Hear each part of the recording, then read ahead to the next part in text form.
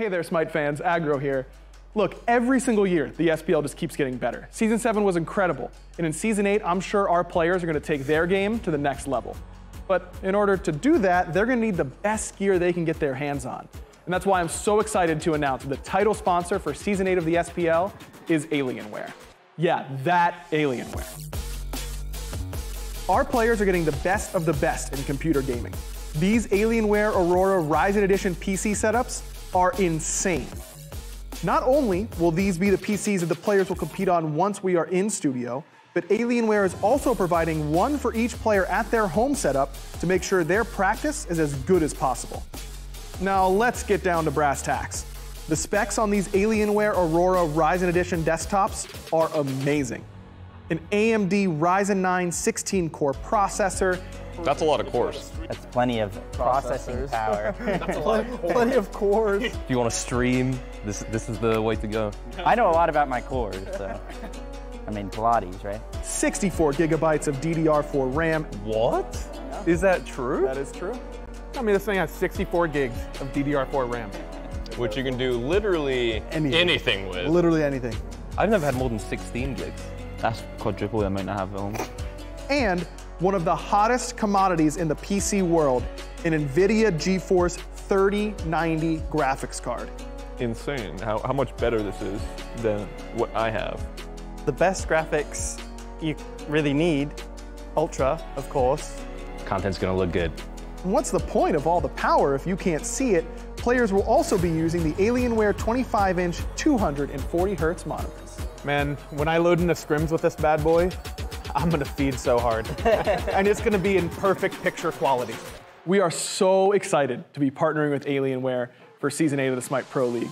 And the best part is, this VIP treatment, it's not just for the pros. You too can get the best possible SMITE experience. Just go to smitegame.com/Alienware and use code SMITEAW to get special discounts on some of Alienware's best products. Thanks again to Alienware. Make sure you're following them on Twitter and Instagram. That's at Alienware on both platforms. And you can join their community at alienwarearena.com. And you're telling me an alien wore this?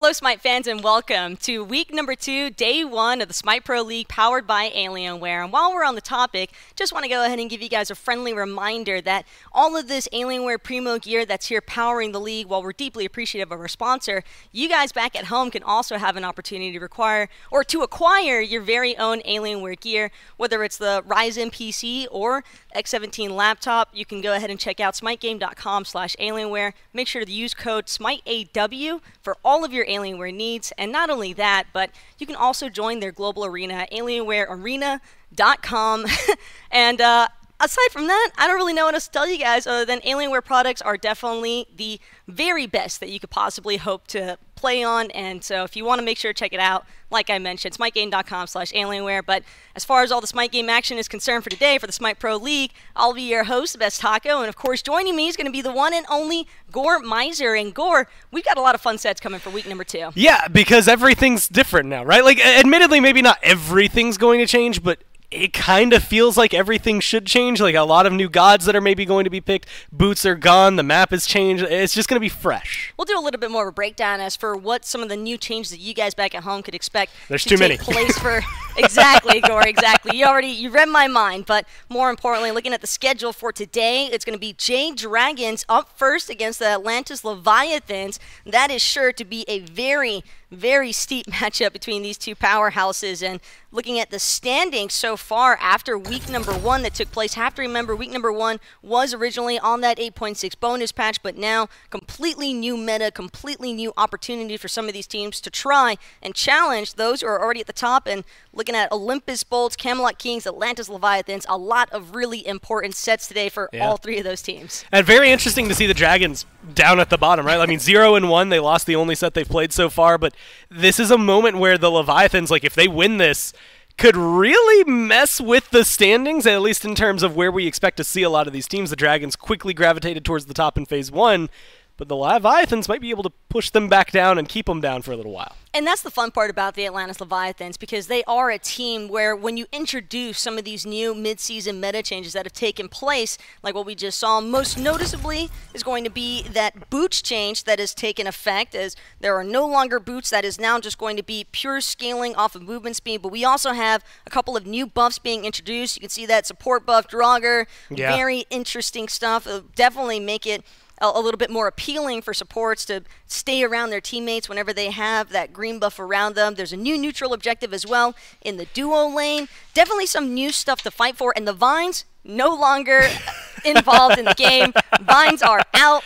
All these new buffs are in, a couple of new neutral XP camps. And Gore, how do you think this is going to impact the pro level of play? Man, I'm actually, like, as much as I'm interested to see the support buff, because support player, like, that just goes hands in hand, I'm more curious about the Draugr in the duo lane, because it's one of those things, it's what, like 240 seconds tower buff that you're going to have. They get mitigations and it deals more damage. Like, that's the one that I'm starting to look at and say, that's way more important than it really seems on paper when it gets to defending your tier 1s, tier 2s.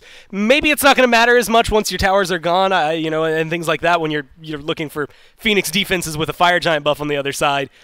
But at least early on, I think it's going to be a lot more pressure than I expect. And given all these duo lane changes, you have to imagine that a team like the Jade Dragons, with such a top-tier duo lane like Polar Bear Mike and Panda Cat, they are bound to be on the hunt to try and challenge their competition. Also have to remember that with all these new neutral camps being available now, Jungle might have a better opportunity to get a little bit more involved early on. Yeah, this is the thing I think that's going to be maybe crucial to them, right? The dynamic between... I think the duo lane, the aggression that they're going to be able to get, but specifically everybody that's in lane and the jungler, right? So Sam maybe has a little bit of extra pressure sprinkled onto it because it's like, hey, there's a whole new buff over there. We've got these alpha harpies that admittedly aren't going to be too difficult. There's an experience camp that's been added over into the solo lane. There's so much more on the map for you to be present for and to maybe force fights around that it creates an interesting dynamic, I think, for the junglers more than anybody, but also solo laners are going to have to fight a little bit more over their own experience. Same thing for the duo lane. Just keeps things spicy. And you just have to remember that this is completely new to all of the pros as well, and while they've had a little bit of downtime to test things out with scrims, I'm certain that so many teams have probably been trying to find every single new opportunity they can create with these maps, but that's why it's important, and that's why I think it's fun to introduce that coach perspective. We've actually got Kabam joining us as the coach for the Jade Dragons. Kabam, first things first, how's the team feeling about the new season? I think they've been having a lot of fun with it. I think coming into last week, a lot of teams, not just ours, were feeling a little apathetic towards the fact that they had just finished like the land on that patch, and I think everyone was kind of sick of the vines, you know, so they were ready to kind of move on. Fair enough. Yeah. Yeah. When did Munch become such an escape artist, by the way? I don't know. That was he's just laying there now, by the way. He didn't even go anywhere. He's just laying right next to my chair. He's in the danger zone. Well, little camera shine, but hey, yeah. As a coach as well, I mean, for the most part, you guys had probably not the outcome you wanted for week number 1. So where do you think that the team is kind of centralizing their focus now for game day 1 of week 2? I think we probably could have been a little bit more focused coming into the first week. I mean, we just come off break between, you know, patch woes and stuff like that. I just don't think we were at our best, not to take anything from Scarabs. I think they've always played really well against us in particular, and I think they're actually a really good team. But I think it was kind of the wake-up call that we get like a couple times every split, you know? So I think it just got us all to kind of focus in on what we need to be doing better, and I think everyone came into the new patch with a sense of enthusiasm and a desire to improve. And I know that the patch is new for just about everybody, but do you personally feel like a whole lot has really changed with the changes? Stuff is different and stuff isn't. I think for the first few weeks of SPL, you're going to see teams like trying like a couple new things, but not necessarily like committing to a new play style or a new draft style necessarily. Generally, it takes like a month or so, I think, before things really kind of settle in. And the teams that adapt earlier are usually going to have better records, I think. So we're going to have to see what people come up with and what ends up being the meta overall. Well, I'm sure it'll be a fun time watching you guys basically show off some of these new changes in the very first season. So appreciate you for taking the time here, Kabam, to join us for the pregame interview. But also, can you feed Donut at 3? Yeah, absolutely. All right, thanks, man. Appreciate it. Yeah, no problem. Have a good one. Enjoy your set. Yeah. Can always appreciate Kabam for a little bit of that coach insight. And yeah, Donut Doofus is a very hungry boy in the afternoon chat, so that was a very crucial question as well. Hope you guys don't mind. No, I think look, dogs take precedent. I get that. I got 2.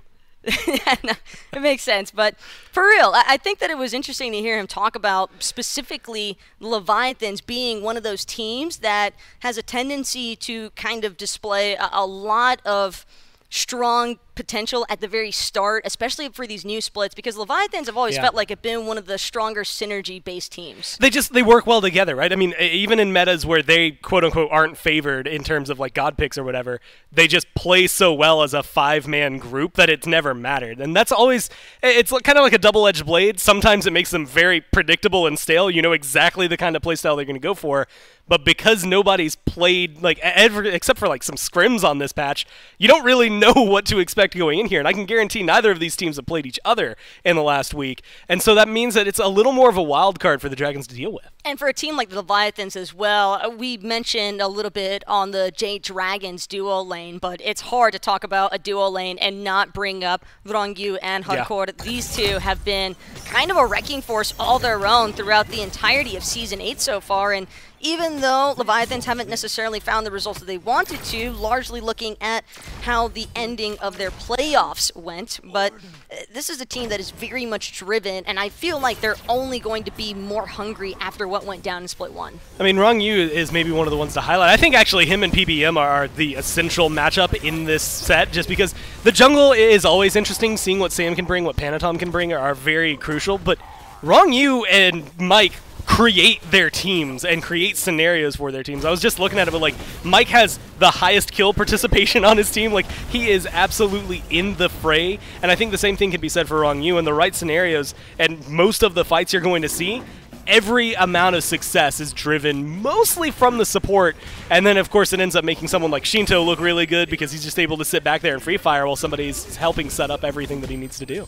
One thing's for sure though, Gore, I think that it's sort of a given right now that if either of these side lanes for either of these teams has a chance to actually start pushing ahead of the competition, it can become incredibly difficult to have that recovery period. So the real focus to look out for, I think, is just whether or not Jade Dragons and Leviathans are going to be able to keep each other in check on those side lanes. Yeah, it's going to be a lot of pressure, I think, for everybody coming into this, just because, like, I mean, new support buffs, that's a new thing that can be invaded now. The Draugr is a very important mark of this map that I think it's going to give the Dragons, depending on how they draft, a little bit of pressure, but it also could go towards the Leviathans with the way we've seen them controlling their lanes lately. And that's the fun part about this whole, like, movement speed changes, no boots being available any longer. It's now just all about your relevant spikes from your power and the items that you choose to acquire. And for tanks, changes. And that's the thing is that, like, for Leviathans, I have to imagine that a lot of the focus is probably going to stay around that front line pick. Yeah, and honestly, I'm curious to see the Guardians, and because, you know, the tank boots were kind of crucial. Like, they just felt really good. They were really good stats-wise for a front line. And now that you're missing that, I want to know where a lot of these guys are going to go, because a lot of CCR was also stripped off of other items. That was one of the things that made it so strong, was the fact that you're able to walk in, get stunned, and it means nothing to you anymore. And so watching I think, like, the early game is going to be very evenly matched to what we expect, right? It's going to still be similar starter items, a couple of changes that went for those, but there were some relic changes. I know like a couple days ago I saw a few of the supports messing around with the new meditation to see how exactly that feels, and just like seeing these little details throughout their builds that are going to make things a little more interesting. Well, it might be a new split and a new meta, Gore, but one thing will always stay the same, and that's that Hurrywin is never allowed to play Giannis, not with the way that he has been able to perform on that character. Mercury as well, another strong priority pick here for the Leviathans. Makes sense given the changes to movement speed. Mercury, probably one of the gods to receive a little bit of an indirect buff, plus the fact that Sam's just insane with that god. Yeah, it's one of those things, looking at this, you would never have guessed anything had changed, right? Because this is exactly what was getting banned against the Dragons. And admittedly, all of them, maybe Mercury is an exception to it, but it feels like they're all still doing incredibly well. Like Tiamat and Gilgamesh, a lot of their power is in the kit, not necessarily in itemization. The itemization does help them, but it's not going to be the end-all, be-all. The Leviathans, the bans that they've gone for, it's just 3 really good picks. I mean, we've seen 3 members on the Dragons play Fenrir. Sam's Mercury has ended games, and not necessarily careers yet, but it could be on that pace if people do let it through. And the same thing could be said for Hurrywin's Giannis. So it's just a lot of control to make sure they're locked down. A ton of front lines still available on the board, though. It's so many mid laners and junglers largely being looked at here. Raijin, Gilgamesh, Tiamat, Fenrir, Mercury, Giannis, Gore. There is a lot of mobility that's immediately been stripped away, and Leviathans are just going to take this first pick opportunity to take Soul for themselves. Soul still relatively hot on the market in terms of god preference. And I actually really like this, not just because I think it's going to be a good pickup for the Leviathans, like Soul has been doing really well, but it does feel like this is a shot directly at Hurrywin. Like I see Tiamat taken away, Raijin banned away, the Dragons took those away, but with Giannis and Soul, Hurrywin has a wide god pool, but those are like the top picks that he's going to go to and at least perform with. His Scylla is up there, but otherwise, in his top 5 personally, they're all gone here. You would expect at least, but when it comes to Hurrywin, man has a very deep god pool that I just think some teams haven't necessarily had a chance to explore, given the way that drafts tend to go. Who needs to pick Merlin if Giannis is available, right? Like if Raijin's available, I don't need to go down to my 6th pick yet. I like the Guan Yu response, though, from the Leviathans. That's definitely some heavy dive introduction and mild flexibility being introduced, but Yamoja going to strip away a little bit more of that flexibility aspect. A nice solidified front line here from the Leviathans, though, and a ton of self-sustain reigning through so far from this top 3. I mean, Soul's good at just surviving on her own, but then Guan Yu comes in, all of a sudden, not like you said, like just the self-sustain, but the team heal that comes from him and Yamoja. A lot of interesting things. Plus, Yamoja, like a couple of changes coming into this with the way that her Omi's going to work and like the way you build her for how that works. It's instead just getting ticked up at levels as opposed to based on the build that you have in there. So it's going to be something that was already really scary to let Rong Yu have. Now he has, I want to say, slightly more control over what he's going to be able to see. It's going to make things problematic for the Dragons. But can't get too all in on this Leviathan's composition so far, Gore. Have to remember, there's already one limitation being introduced here for the Jade Dragons, and that's Amir. Those are the walls. If Amir is able to find really strong placements on those walls, Cavalry Charge, River's Rebuke, those abilities can become incredibly difficult to follow up on if they're being restricted to only X amount of playing space. And with the bans that have come through for the Jade Dragons are choosing to take away the Circuit, trying to eliminate as much as that backline dive as possible. Curious, though, to see some of the transitions that might take effect for the Soul lane. I have a feeling, Gore, that we're not going to see as many Warriors as we once did. Yeah, that's the thing. I think a lot of people have slowly been transitioning, right? A couple more Guardians have been coming through. They feel stronger, yet nothing necessarily, I want to say, big on them. I even saw, I think, on like the SMITE Pro Reddit, people were like, so where's Cabrakan been lately? And I think that's kind of the conversation a lot of people are opening themselves up to, right? Cthulhu, notably, was somebody that was really big last year. Like that conversation of solo Guardians, especially with Gormangandr getting a buff, it opens up the play style for, I think, a lot of these players. And Jade Dragons, they seem to be taking note of the Leviathans, Shinto specifically with the Morrigan. Not totally convinced that this Soul is necessarily geared for Shinto. Could be a possibility that Hardcore actually winds up with that magical ADC presence. And Raven actually going to be the jungler selection of choice. Have to assume it's for the jungle at least, because Mystic Rush is a great utility tool, I think, for just harassing the backline from Leviathans. And when you're dealing with the likes of a Soul and Baba Yaga, there's There's so much burst between those two gods, but a Raven can definitely make a pretty steep impact against those characters. Now, if I had to make a money bet as to who was going to be the first person to play Baba Yaga, Mifflin just gave me a very specific look. I said if I had to, very key words over there, Mifflin. As to who was going to play Baba Yaga first, I would have put it almost all on Heroin, because he's the only one who was playing it last year. He's the one who's played it this year. And a lot of people, like, there's been some mumblings about Baba Yaga being much more prominent as a mage, but it was not necessarily something I expected Shinto to be the one to whip out. Baba Yaga is not the only god that's getting a resurgence here with some of these revitalizing changes that have taken place thanks to that mid-season update, Gore. But asking you shall receive. The Kabrakan going to make a debut here for the first time in Split 2, I believe, for the SMITE Pro League at least. And again, this just further reinforces the thought process that the Kabrakan Tectonic Plates alongside of the Namir Wall seems as though Leviathans and Jade Dragons both have the same sort of initiative of just trying to separate the team fights from each other. And it's going to be so interesting to watch. Erlang, like, first off, there's so much healing on the Leviathans. That's just gonna, like, it's so difficult to kill them off unless you do it incredibly fast. Like, Erlang has that little bit of timer that you're gonna have to work with, but Yamoja, Guan, Sol all have their own self-sustain. Baba Yaga has a shield for her ult, but also really good survivability. That's going to create some interesting dynamics, I think, for the Dragons to get aggressive. But like you said, when it comes to chasing them down, maybe diving into the backline like Raven, Kabrakan, they're going to disrupt you, they're going to create a lot of space, and they're going to just make life hard to live. Well, as excited as the Leviathans might be about all of this team fight sustain that they have, Jade Dragons fans, don't get too panicked just yet, because they do have some of the easier abilities to try and proc some of those anti-heal items. Have to imagine Hurrywin possibly going to look into the Divine Ruin. Same thing for Raven. Brawler's Beatstick just seems to go hand in hand with him in these sort of draft scenarios. But all in all, Gore, looking at these compositions, are you surprised by anything so far other than the Baba Yaga? The Baba, like, Kabrakan, look, I threw it out there. I didn't know whether or not he was actually going to get locked in. He's someone that's been, like, just on the edge of getting locked in constantly. It's going to be some flavor in this first match. Definitely a lot of flavor between these two teams, but what else could we expect between the Jade Dragons and Atlantis Leviathans? For now, we've got Hinduman and Mifflin to take over. It's us, and do we have a treat for you today?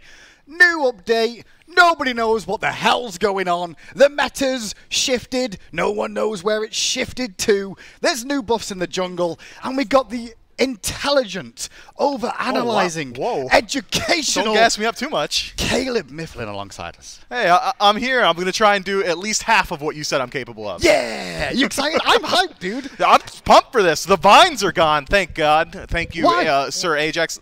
I don't know, man. The vines are just so hard to deal with, and how often are you just walking through the jungle and all of a sudden, oh, a vine spawned in front of me immediately and I'm dead. Learned to look at your mini-map and realize the buffs respawn. It wasn't that difficult, was it? It was hard. All right, let's get back on track, though, real quick. What did we see in terms of starts? Well, red buffs taken by the Hunters and mid laners again. Supports still did the purple buff. No starts of green in this one. We'll talk about picks soon as we watch PandaCat getting aggressive early against your core, who is piloting this soul. And that was one question I was wondering, is exactly where that soul will go until we saw that Baba Yaga locked in. Man, and Baba Yaga, I think, is going to have a really good time, especially after this patch. You don't have to go into those boots anymore, so now you can get those stacking items online pretty quickly, and the stacking items have decent stats on them already. I mean, if that's a Warlock staff coming through here for Shinto, well, you're getting 10% penetration, you're getting a lot of survivability, and you're not sacrificing that movement speed because, again, at level 7, you're going to have that full 16%. An Alpha Harpier invade attempt as Mike takes a bit of poke damage there, gets a cleanse off PandaCat, but the pressure is still on Mike, who's just trying to waddle his way back towards his tier 1 tower. Panitam on the rotation too, just to make sure Sam wasn't here, and instead it's Leviathan's going to take the Alpha Harpier, or at least attempt to this time round. I will say you talked about stacking items there on Baba Yaga. Well, interestingly enough, the Hunters, which we've seen some of, at least with the competitive players who've been streaming, we've seen a lot of these rushes of attack speed over going stacking items, which is an interesting one for me, because in the early game, getting those stacking items online quicker, technically, because you don't have to go boots and worry about it, would have been what I would have expected. Yeah, normally I would have said Devo's Gloves is still pretty good. Transcendence is still really good, but instead it's been this Ikavel rush. Some people are going for that Atlantis rush as well, and that might just be a byproduct of the recent buffs. A little bit more power on Ikavel, 35 instead of 30, and Does eat a small nerf in the passive, but not enough to make it not a valuable item. I think my biggest concern for it is, well, the reason you normally get that stacking item is you want that nice big burst of power to consistently, gradually increase your build and the ramp of it. Whereas if you're going for these attack speed options a little bit more so, where's your power coming from? You might have to hit 2 autos to do the same damage you would have done with just the powerful, slower auto you may have swung. Yeah, but when you're auto-attacking more often with attack speed, that's more chances to land your auto-attacks. You gotta give yourself a little bit of leeway, yeah. Okay. I'm thinking I hit 1, I'm doing the same damage as hitting 2, but I'm firing probably 4 at the same time as firing 1, yeah, right? and you're missing that 1 every single time, Hindu Man. You are, particularly. I'm not talking about Panda Cat or your core. You should probably go for this movement speed build. We're a bit confident here today all of a sudden. How about you walk me through some of these new item changes, huh? Oh, there's just so many of them. We haven't even seen any come through yet. Well, left-hand side of the map, keep an eye on this as this game continues because the Draugr is on that left-hand side camp there. We've not seen it just yet as it's not actually spawned in the game. But this could have an impact in the game as time goes on, specifically on more defensive aspects of when you could take it. It really is, as Inbound put it, the Scarab buff is how he said it himself. It wasn't me saying that. But he did say, like, if you're going to lose the Fire Giant, you could at least get that to try and weather the storm to an extent. As Horrorwind in mid lane just gets pinned there for a second. Very much a farm off so far between the two, though, Myth. No real surprises at the start, although I do want to turn the attention to this Cabrakan in the solo lane. Yeah, it has a lot of kill potential. It's something FineOK was actually experimenting with last patch a little bit. Has the ability to get involved very early on, going for this helmet start. You're not sacrificing too much insofar as survivability, but you are certainly getting a good deal of burst damage. And take a peek at his relic selection as well. Blink for both solo laners. These guys are trying to get aggressive. I mean, be real. Can you really play Cabrakan without Blink and feel effective? No. In any role? I don't think so. I think it's just part of his core kit now at the moment. You will expect to have to go Blink at least by level 12 when you get that second relic online here. And I think the talk of that solo lane a little bit more with these Guardians maybe shifting back there. Tyrannical Plate Helm is something that's come up a couple of times to me. I don't know if we're necessarily going to see it here today for FineOK. I bet we will. It is an option. Yeah, I certainly think we will. It's just core. It was core on this god before the change, and it's core now. Oh, gank on the left-hand side. Nice little walls coming down from Wrong Yu. Mike's trying to buy as much time as he can. Will use his ultimate to try and avoid some of the CC. Follow-up is there, but a wall prevents some of the damage. Your core held his halt the entire time. And you can see the damage put out from Panda Cat there towards Wrong Yu. Wasn't enough for a kill. First blood, the way of Leviathans. What thin margins there, man. Wrong Yu makes it out with sub 50 HP, and, well, that's 49 more than you need. Julio, though, in a little bit of trouble. And now Julio trying to use the cavalry charge to get back towards the tower. One thing we've not spoken on just yet is the amount of walls in this game, with Cabrakan being included, Ymir too. And the way Leviathan's composition is here, they're not the most mobile for escaping some of these walls. No, Panatom and Julio in particular are going to have a very hard time dealing with these walls. Cavalry charge from Guan Yu, well, essentially a non-factor if PBM's playing around it with his own wall. That's 7 seconds of Guan Yu riding Epona into an ice-frigid wall. Or it could be even FineOK using his own to try and stop it in its tracks. Ymir freezing mid lane on Wrong Yu as the pressure's there with Horrorwind following up, but Panatom was wrapping around the back, continuing the pressure onto Mike again. Panatom getting very low, however, the sustain should come through sooner rather than later, as Shinto will get credit for the kill on Mike again.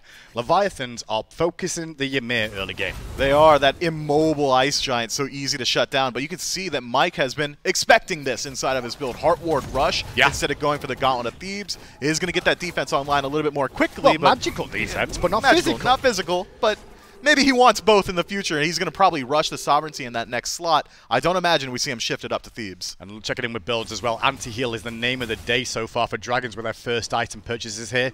There is that Tyrannical Plate Helm for FineOK in the solo lane, but anti-heal for Brawlers, for Sam for Soccer, and Divine Ruin for Horrorwind in mid. They value the sustain, but let's have a little look at that Tyrannical Plate Helm a little bit more. Yeah, just all ally or lane minions rather gain 20% HP and attack speed, which means that you could sit inside the lane and be a little bit stronger, but it's the stats. It's that raw stat stick. Not just 85 power, 20% crowd control reduction, and with Wingblade eating a nerf this patch, it's one of the best ways to get it. Not that important. Sam, though, may need some crowd control reduction and will get a wall to help him out and leap away with his ultimate.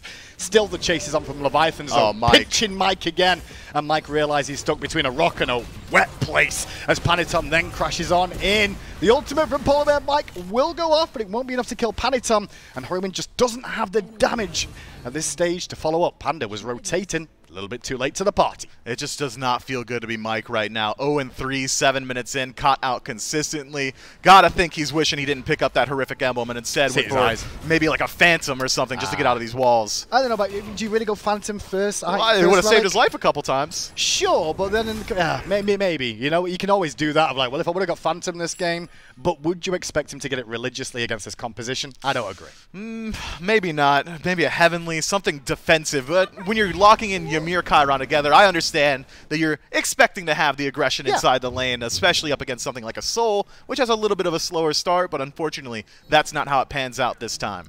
Well, I do want to mention real quick, though, I know a lot of the kills have gone towards the mid lane and the carries, all facilitated by Rongyu already in this one. Leviathans have Rongyu playing Yamoja again, and we know how good he is at this god. He's causing problems for the Dragons. Already, I almost feel like they'll take it away or ban it for game 2, worst case scenario. Yeah, don't want to deal with this one. And it's not just his ability to facilitate these kills, but that healing is going to be a huge detriment once these objective fights start up. Take a peek at Shinto's build. I was expecting maybe a Book of Thoth to keep in line with these stacking items, but instead, Spear of Desolation, a little bit more CDR. You've already got full stack on Warlock Staff thanks to Baba Yaga's passive, and finally, Hit Me Man, I've been waiting to talk about this one, the Draugr being looked at. That's going to give all your towers 7% more damage and 5% mitigation. Maybe not so important at this phase of the game, but as you were alluding to earlier with Inbound, if you're on Fire Giant defense, makes it a little bit easier to counter these sieges. And that's going to go the way of Leviathans early on. I've heard talk about that Draugr being quite relatively easy to kill for Hunters solo, to be honest, so expect that as another buff camp potentially for the Hunters to look for when the fights are going on to around the middle to the right-hand side of the map. And it may just become the new Totem Aku that Hunters are expected to get. Yeah, it's about as strong as a Greater Scorpion, so once they get a couple items under their belt, it's really not a threat or anything too interesting to clear out. But green buff, however, is something that's interesting. Once it's enhanced, you get some MP5 and HP5, but outside of that, at least when you're within range of your allies who have their own buffs, they will not expire. So as long as PBM is standing next to Panda Cat and has that green belt, Panda Cat's purple is going to be there permanently. Well, it's 3 kills for Leviathan so far, but gold differential, marginal. It's about 400 gold between the two, which is just the separation of First Blood. Experience-wise, you can see leads elsewhere. Solo lane for Fine OK slightly ahead. Mid lane for Shinto. So at the moment, it's not a huge lead as we approach the 10 minutes, considering the state of the scoreline. No, just PBM, the one that's been falling so far, and still just on that Heart Ward Amulet. Would have expected him to pick up something at this point. Shinto and Rongyu, a little bit of trouble here. PBM thinking about engaging, but Hurrywind's not too interested in sit inside of his tower. Jade Dragons, I think, have a very good composition come late game, so it's not really up to them to set the pace right now. Instead, they can kind of just rest easy, knowing that once this team fight phase starts up, these walls in their composition are going to be very hard to deal with. Looks like Julio and Fine OK both going to be investing in Breastplate of Valor next up. 20% CDR. Doesn't surprise me to see that being looked at for both teams here and both solo laners, as Panitom on this right-hand side, working towards what looks like more attack speed into this build with the Erlang Shen. No real surprises. The stone-cutting sword in the jungle is something we've heard a lot of just lately from a lot of pros saying it's probably the right option to look for these days. Yeah, I think that might be an Atlantis bow coming up. A little bit additional movement speed from the passive. Again, some power as well is going to expedite the process for Panitom to get involved in these engagements. Surprised to see no one Alexa go for the Executioner, but maybe not too concerned about it since they don't have a traditional Hunter. Well, Mifflin mentioned earlier how Dragon's composition scales into the late game and we're looking to farm up for now. Kind of get the idea of that with Horriwind going for the Chiron's coin next too. Not got a ton of power on this, but he does have that 20% pan on the stacking option too.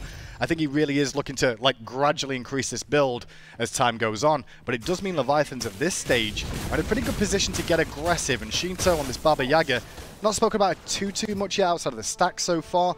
But I will say she did get a couple of nice little buffs as of late. A little bit of extra health on the ultimate and such. Makes it a lot easier and a bit more reliable in some of these engagements. He's also got a level lead out of mid, so Shinto should be looking to get aggressive here. Magi's Blessing, early selection from Sanford Soccer. Just dealing with all this CC on the side of Leviathan's. Got to be a smart pickup. And, well, you are sacrificing a little bit of your burst damage, but Robin, I think, is going to be very happy to stay in these team fights for a long time. Yoko going to get his purple buff. Is level 12, matching that of Panda Cat in that duo lane, who has Atlantis bow on that Chiron this time round as well. So really attack speed focus with Pen yet again.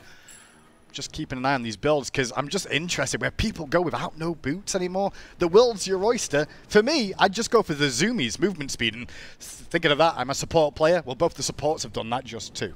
Yeah, Relic Dagger selection for Rongyu, going to have his beats available all the time, and Mike's in trouble for Mike. Has to try and rotate away, the walls come crashing down, he's pinned it again. Mike on an island, round the back comes Sam Pasaka, trying to dissuade them though from continuing. Not enough to stop Polar Bear Mike falling, and Sam gets stunned! Woo! In 2, and Hurrywin will die to Paniton, but Panda will at least get one turnaround kill there. Great play from Leviathans once again. It was Jade Dragon stepping up with Mike, and immediately Leviathans turn on him. Man, the damage output already from Shinto is ridiculous. That potion swinging for about 400 damage already. The first ability doing the same thing, and that's just a byproduct of this build. You got some flat pen, you got some percentage pen, and you got an absolute metric ton of power already. Baba Yaga might actually be meta. I will say for one thing though, Leviathans, generally a lot of people think they will just play the meta. The other teams as well will be like, they play the meta gods to the best of their ability. And you saw that with Dragon's picks and ban section. They banned away the meta gods that we've seen recently. But look at this composition. Baba Yaga, we've not seen him forever. Sol, not as much. Guan Yu, I think that story of these guys not experimenting, not making, doing different things is kind of suspect for me as well when you look at this comp. And I do like the fact that with the Erlang Shen they've got in the jungle here, it kind of offsets the issue they may have with tower killing and objective killing with not having an actual hunter on the map. Sure, Sol technically isn't that right. She kind of shreds towers once that passive stacked up, but I think you're absolutely right to bring up that consistent damage, not just for towers, but also neutral objectives as well. Panatom is going to be shredding them. If he's given any opportunity to get in towards this Pyro and Gold Fury, well, they won't last very long. But the same could be said of this Jade Dragon's draft. Merlin obviously going to be able to shred down these objectives. Final K has consistent damage with these tremors, and, well, Julio's on the receiving end of it. Can't be having much fun. In fairness to both of them in the solo lane, though, no real action outside of just a farm fest. Neither died or managed to find a window so far. I am interested in how Final Clay plays these team fights, though, because we've seen so far in this one, Myth, the Mike's kind of struggled getting into these engagements, and that's been the focal point from Leviathans.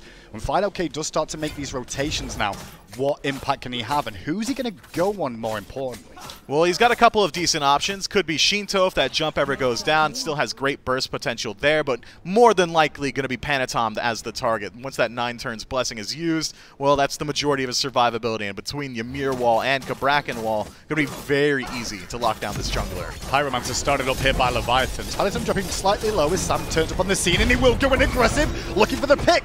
Panatom gets his ultimate off, though, and looking to regen before Hurrywin can rotate in. And Polar Bear Mike keeping Rongyu at bay as Julio now trying to body block almost to get some separation. But look at the damage from Shinto onto Sam there. Yeah, Shinto's damage is nothing to be scoffed at this point. I take it back. I said maybe they'd be looking at Panatom. There is a clear threat on the board, Hindu, and his name is Shinto. This guy cannot be allowed to free cast if the Jade Dragons want to take a team fight. Not going to lie there, though, Myth. I didn't keep track of who actually got that Pyromancer. I was too distracted. Thank you.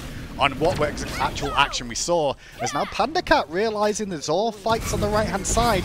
He gets a bit of a load time up against this Sol early on, and he's getting the better end of it so far. Taking into account your core does have a ton of lifesteal, however.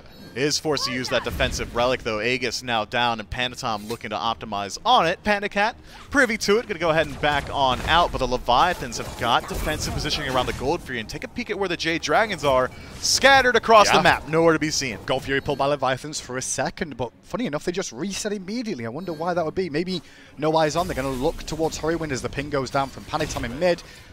Hurrywin flicker away back to his tier 1. 6-1 then. 2,000 gold lead for Leviathans. They have stretched it a bit more now. They have, and now is around the time we can expect to see them start to group up around this gold fury, start to force those fights. It's very easy to tell when these teams are willing to take these engagements around the gold. Keep your eyes on the solo laners. Once Final K leaves, once Julio leaves, that kind of indicates that we're gearing up. You can see Final K starting to get a bit more confident now. A couple of proxy waves farmed so far between tier 1 and tier 2. Now invading into the jungle, along with Sam getting some deeper wards in. You can see Dragons are trying to play around this right-hand side, I would say, and have Final K try and cause maybe a distraction to the other half of the map. Yeah, it makes sense to me that the Dragons don't really want to emphasize too much around this long lane. Yarkor is just incredibly safe on this god. Disapparate's still incredibly strong, has beads and Aegis available, and take a peek at his build. That is a ton of sustain. Spear the Magus has lifesteal on it, Typhon's Fang as well, and his objective damage with his Telkine's Ring pickup is going to be huge. Watch this gold green melt. And don't forget, Vamp Shroud is a starter item with the lifesteal. That's so fast! Your eyes kind of lit up there as the damage comes through, and that is because Panatom's there too, in fairness. With all that auto attack speed build from him, it's just continuing this trend for Leviathans, who have got a good grasp on game 1 here. They do. Jade Dragon still reeling from that loss up against the Scarabs, looking to try and find something back up against the Leviathans, but already 17 minutes in, we're off to a rough start, to say the least. Leviathans removing the first neutral objective and establishing a commanding 3,000 gold lead. Shinto with a slight level lead in mid lane, now 1 level over Horrorwind. More importantly, those stacks are coming online for the Charon's Coin next after a fully stacked Warlock Staff. Will become more of a problem. Horrorwind tries to rotate round, gets knocked on by Panitom, and that forces a blink out of Fine OK, getting aggressive with the walls too. Tremors come down in the stun to get both of them as now the walls drop down by Wrong Yu. Pandakat's rotation though causes a problem as Mike blinks over, tries to drop the wall, but Sam on the backside tries to take on Shinto 1v1, and in fairness he kind of lost that, but Pandakat will answer back. Can Fine OK escape? The answer's yes. Yarkor not happy with how that one pans out, despite coming out slightly ahead inside the engagement. Sam for Soccer for Panatom trade, and tries to move himself back forward. Jade Dragons, though, not going to give him the engagement, and instead, maybe a tier 1 siege here. It's low HP, and Fine OK and Mike are already back in base. Yeah, no ultimates available, though, from the Leviathans to do this. Just trying to whittle it down with these basics where they can with Sol. More importantly, though, you can just see the sustain this composition has. They've got the Guan Yu healing, the sustain from Sol on her own, and then on top of that, you've still got your Moja. And that's why after the fight, as long as nobody dies on the side of Leviathans, they can resustain and go again. Even Panatom has got a little bit of self-sustain inside of the 9 turns blessing, and it looks like it could be an Executioner pickup for him on this Erlang Shen, but maybe more likely going to be the Kinsides dealing with all this defense coming through from the Jade Dragons. In particular, Fine OK was allowed to sit inside that entire team fight, stationary, eating up every single bit of damage, but again, not having to build boots has allowed him to go just tankiness across the board. Now starting to look a little bit more so towards that damage, trying to find some of that one-shot potential. Could potentially be a Spear Desolation pickup. Wrong Yu in the mid lane looks to get frozen there by Mike, but a nice little use of those portals to try and give him some separation there for the time being. Did pick up Spectral Armor here, Wrong Yu as well, realizing the crit option that Pandakat's gone for here into that Rage. And now on top of that, the Wind Demon alongside it. So really crit focus so far from Pandakat. Definitely a squishier composition, I'd say, especially with Erlang in the jungle, who's going to be running at you. You should be able to get some good damage off on him. Could do, but Guan Yu still has decent engage, and Yamoja's got engage from a range as well as sustain, so if it's effective tankiness with that HP healing. Interesting to point out, looking at these relic selections for the Jade Dragons, only 1 Onk picked up, and that's from Fine OK. Did you expect 2? I was expecting a little bit more. Just look at all this healing from Leviathans. So maybe Raven in the jungle was maybe the option you were thinking of? Or support? But potentially Mike, but picking up the Horrific early on means that he kind of has to get that blink. Yeah, unfortunate situation for him. Yeah, but I think so. Sam for Soccer going for the Sunder is going to help out, but it's maybe not so easy to execute on with that root. Use root Sunder, well, that's not a lot of CC for your team to follow up on. Well, Dragons aren't out of this yet, and with this Pyromancer pull with 4 of them here, Leviathans are in great position to defend. They're kind of watching on here, looking for a cheeky steal over the wall if possible, as Dragons do secure that. But as they exit, Leviathans get aggressive, walking into the jungle, Panitom wrapping around the side, along with the whole of the Leviathan squad. Yeah, look at that ward coverage. Jade Dragons spot out that aggression, and the Leviathans aren't able to catch much there, but they do force the Jade Dragons all the way back to their own speed buff, creating so much space. Leviathans don't have a ton of wards in pocket, though, so instead, just going to go ahead and move into the tier 1. You do get to see Baba, the strength of Baba Yaga's passive here, too, with that house and the stacking. Look at the Charon's Coins. Look at where Horrorwind built his and how the game's gone for him. Look at the stacks on Baba Yaga there. 6 on that Charon's Coin already, and the Warlock Staff. Very, very impactful. It is, and potentially a Book of Thoth pickup. No, Soul Reaver selection for Shinto here. That makes sense to me. More percentage penetration, great burst damage. It's going to work out just fine for him. More importantly, health. That's the thing. It's health shred because it's percentage of health every time. And what's one thing people are probably going to build? Health. Good amount of health inside of these builds so far, especially Fine OK. I mean, Look, you got the Pestilence already. That's a good bit of health right there. You got a pretty tanky composition, to be fair, as well. Sanford Soccer playing Robin. Used to be a warrior, still kind of has a little bit of that tendency inside of the stats. Fine okay on this Guardian and PBM as well. I don't think Shinto has to be too choosy with his targets. Whoever he's hitting is losing a fair bit. Well, you know for a fact that this is between two of the top teams in the Pro League. When you look at the support, Polar Bear Mike here, he's equal level and was just slightly ahead there of Rongyu in terms of experience while being 0-4-2.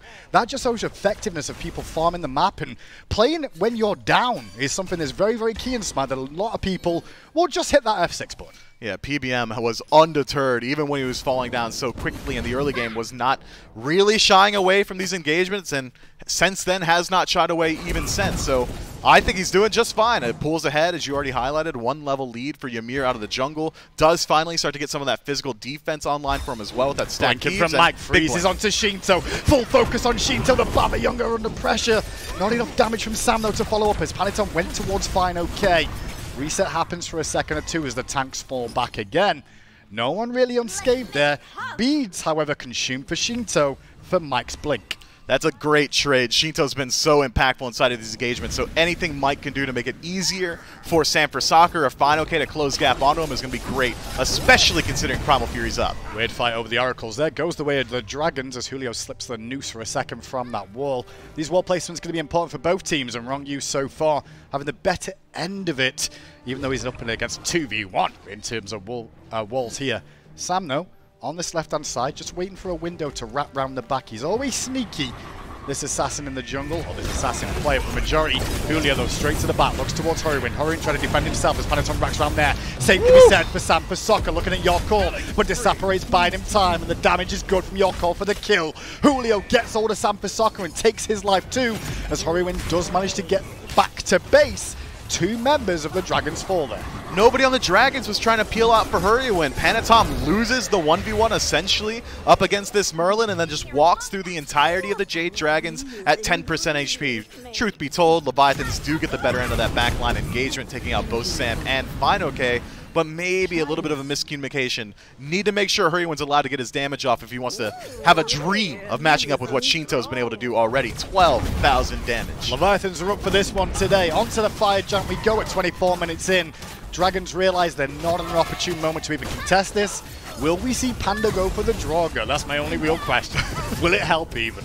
Well, maybe it could help out a little bit. All right, Panda, you heard the fire giant go down. You know where they are, but Draugr, not really on his mind. Doesn't have too much concern about it. Maybe it's just the Scarabs got that Draugr on it. Hunters are not team players, okay? No. They are murderers and farmers. That's the only two things they can, and split pushers. They're the three things they do, right? It's reflected in the slash lines here. 2-0, exactly. No assists. Yeah, he's playing selfish. I mean, to be fair, your call's the same way. It's just people have stole his kills is what's going on there. But when you talk about like neutral objectives and stuff, unless it really, you know, is a team buff, that's different, right? Can you imagine a Totem Maku in the dual lane?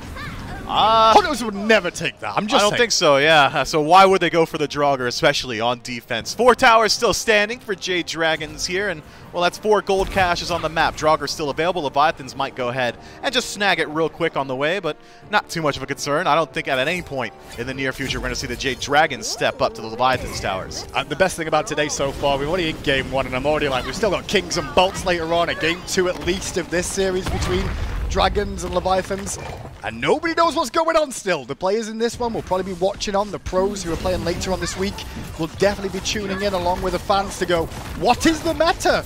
What do I build? What do I pick? Who's OP? Who do I scream at when we lose the games because they pick and supports, always. Yeah, that's age-old. That's classic. I mean, no patch, no meta shift is going to shift up who's getting blamed in these teams. It's junglers and supports, and it's always their fault. At the moment with this Fire Giant buff, they take out the left-hand tower and the Tier 1 and Tier 2 are left, I should say, for Leviathans. And now they move on towards this middle lane Tier 2. Doesn't look like Dragons want to defend this, though, whatsoever. The reason for this, though, Miff, is it mainly they're really worried about losing the Phoenix, so hold the line and let them take this goal. Yeah, and even if they put up a soft defense on these Tier 2 towers, any damage they put into Leviathans is going to be sustained back up. There's not really much of commitment there from the Jade Dragons for good reason. If they do end up taking a fight, will likely be inside the Phoenix, and they need to win out on that initial engagement. The Leviathans are allowed to dictate the pace, reset, sustain back up with Fire Giant buff, Yamoja healing, Guan Yu healing, self-sustained from Panatom and Yarkor. It's a near insurmountable mountain of HP that the Jade Dragons are going to have to deal with. Instead, it's can Mike close gap on a Shinto or Panatom, and can the rest of the boys finish off these kills? If they can find just one pick on the defense, should be enough to crush this push from the Leviathans. But the biggest thing Dragons have an issue with getting to the backline, it's not getting to them. They can blink on in. He's doing it. He's going to do it. He's done the Draugr. He heard it. Someone gave her a shout. Kabam was like, get on that. We need that. They're sieging us. We need it just for defense. I mean, to be fair, the Fire Giant's about to wear off in a moment or two. Not too long left on it. They should be able to get that tier 2 tower on the right-hand side. Maybe look for a Phoenix Siege. Would you go for a Phoenix Siege here? With the grouping we're seeing for the Leviathans, it feels a little bit iffy. They're going to have less than a minute, less than 40 seconds, really, to start sieging this Phoenix, but might as well put it to the test, see if the Jade Dragons have defense. They don't have to overcommit here through the Leviathans. Instead, just see it, get a heat check. Keep an eye on the Curse Dunk from Fine OK. If that goes off in the fight, Dragons will be looking to be as aggressive as they can. Sam has been busy the last few minutes, just farming as much as he can, trying to get a bit more damage online. Going for that cloak earlier on for defense has definitely cost him in burst potential in these engagements. He has 30 seconds left on this Fire Giant push, and Jade Dragons are utilizing that wall, but Panda Cat is getting dove by Julio. Julio goes in, cavalry charge down along with the blink that went with it. Beads also consumed as Sam did go in and gets back out again from the walls. But it's Mike who's trapped in the pit again, and Mike ends up falling down. The rest of the team isolated away as the whole of the Leviathans march on in. Shinto does not care about doing Phoenix damage. That's the Soul's job as he marches into the throne room looking to get more kills. Instead, Leviathans, with a little bit of time left in the FG, about to wear off now, are looking for the middle Phoenix without any minions. Hurrywin dropped down to half HP for just thinking about stepping up on the defense. Jade Dragons have got their work cut out for them here. 4 versus 5 to maintain the base. Middle Phoenix is still taking time to go down. Hurrywin knocked to half health as Panatom did blink in and get aggressive there. Middle Phoenix still stands. Hurrywin limps back. They'll get the Phoenix here, but I don't think they can go into necessarily end the game. You can see immediately Leviathan start to turn tail and head towards the Primal Fury.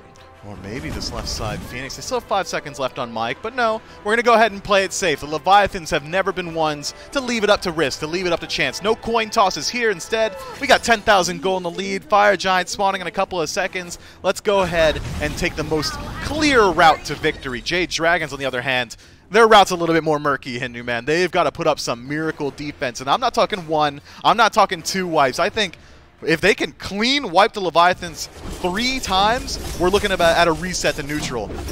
Easier said than done. Easier said than done. And while we're waiting for the Fire Giant to respawn and the grouping from the Leviathans here, let's just take a look back at the last 30 minutes for the most part, Myth, and go, where did it go wrong for the Dragons this game? It's got to be around those early mid-game fights. They were getting so much pressure, the Leviathans that is, around these neutral objectives, around these mid-camps as well, controlling not only the Totem Aku, but the Draugr. It just felt like the Jade Dragons were really reliant on Mike to get the aggression started off right. And, well, he went 0-4 in about as many minutes. Yeah, the emoji definitely caused a lot of problems. For me, Rong Yu really has been a fantastic pick onto this emoji from Rong Yu here, and it's caused a lot of problems. But more importantly, I think the backline, they're so survivable. You've got Disapparate on Sol, you've got the House, and also the jump away from Shinto on this Baba Yaga. With infinite HP with this build. And they're the first 2 targets you're trying to get in these team fights. What can Kabrak and what can, Raven really do after that blink initiation to really follow up on some of those abilities? And then you're still going to deal with a sustain after the fact if you do get there. Yeah, you have to finish off every single kill you start for the Jade Dragons. Panatom could have been the target of some of the aggression. Instead, it was exactly what you said. Fine OK has been consistently trying to dive onto Shinto. PBM does the exact same thing, and that just gives so much more space for Panatom to do whatever he wants to the backline. If Hurrywin, if we were to ask him, who's the issue here, he'd almost certainly say this Erlang Shen. Yeah. Everyone else, though, and all the fans at home, they're screaming Shinto's name. Definitely. And the one thing is, if your backline can't survive because they're getting dove, and your front line can't get the kills because they can't keep the damage up or get through all the beads, relics, and safety advantages that Leviathan's composition has, Dragons are back to the back to the drawing board, I should say, for game 2. And I think it'll come down to picks and bans at the start, because I think they did draft decent pressure in these lanes. I don't think there was any real issues with pressure. But as the game went on, the problem is that, for me, it's Emoji. That execution on field, man. If Mike got off to a better start, but maybe we hold that thought. Final K's in. Did get a stun on Yorko, who didn't panic whatsoever or use a relic whatsoever. Final K, they're very tanky in the front line. Walls drop down with Tremors on Panitom. Me on the backside. You can see Sam trying to whittle down the health bar. Shinto is getting low, but he'll fall back to safety. Pulled in was Yorko there, who uses the Aegis to avoid the Phoenix shot. But Shinto still goes down to Horriwind. A great play from the Dragons. And maybe they can hold some of their base now. Right-hand Phoenix is respawning momentarily. I just wonder if they'll get there in time to stop that. Or will the minions do the work for them? I think Leviathans realize that, so they're continuing the siege on left. They've already full sustained as well. Julio, full HP. Wrong you, the exact same. They're trying to maintain that pressure to let those waves in. But that minion wave went all the way through. Phoenix haven't spawned just yet. So 3 members of Dragons just trying to hold on to this Phoenix and the wall to try and stop the autos coming through. But look at the damage Panitom's doing. And that just allows Julio and Yorko to combine for Yorko to get a double kill. All 3 Phoenixes down for a second. And now the Titan stands under threat.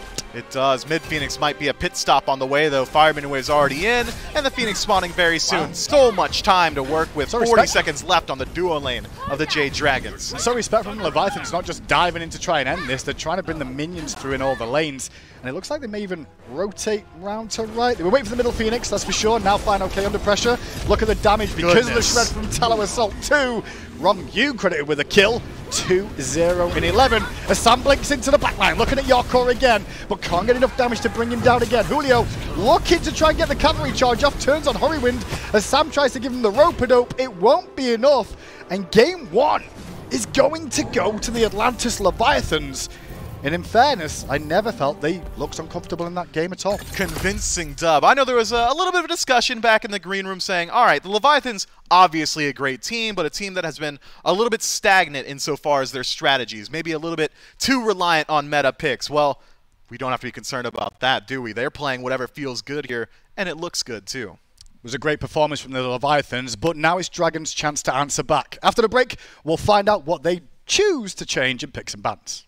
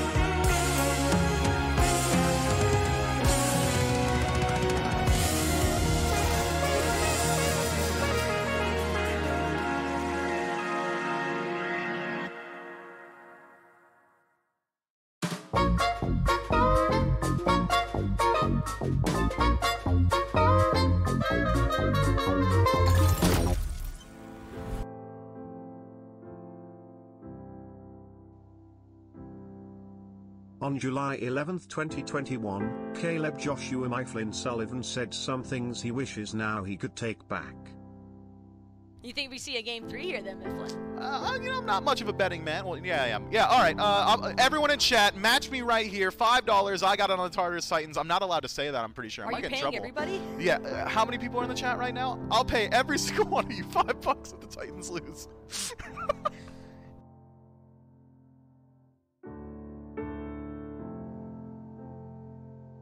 They lost.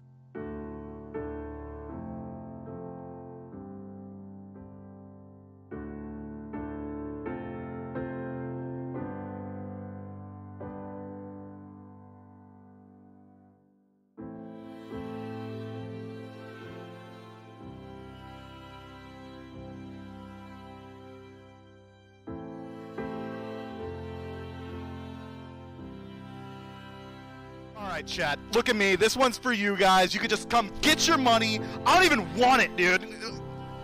Taco, you can pick it up with chat too.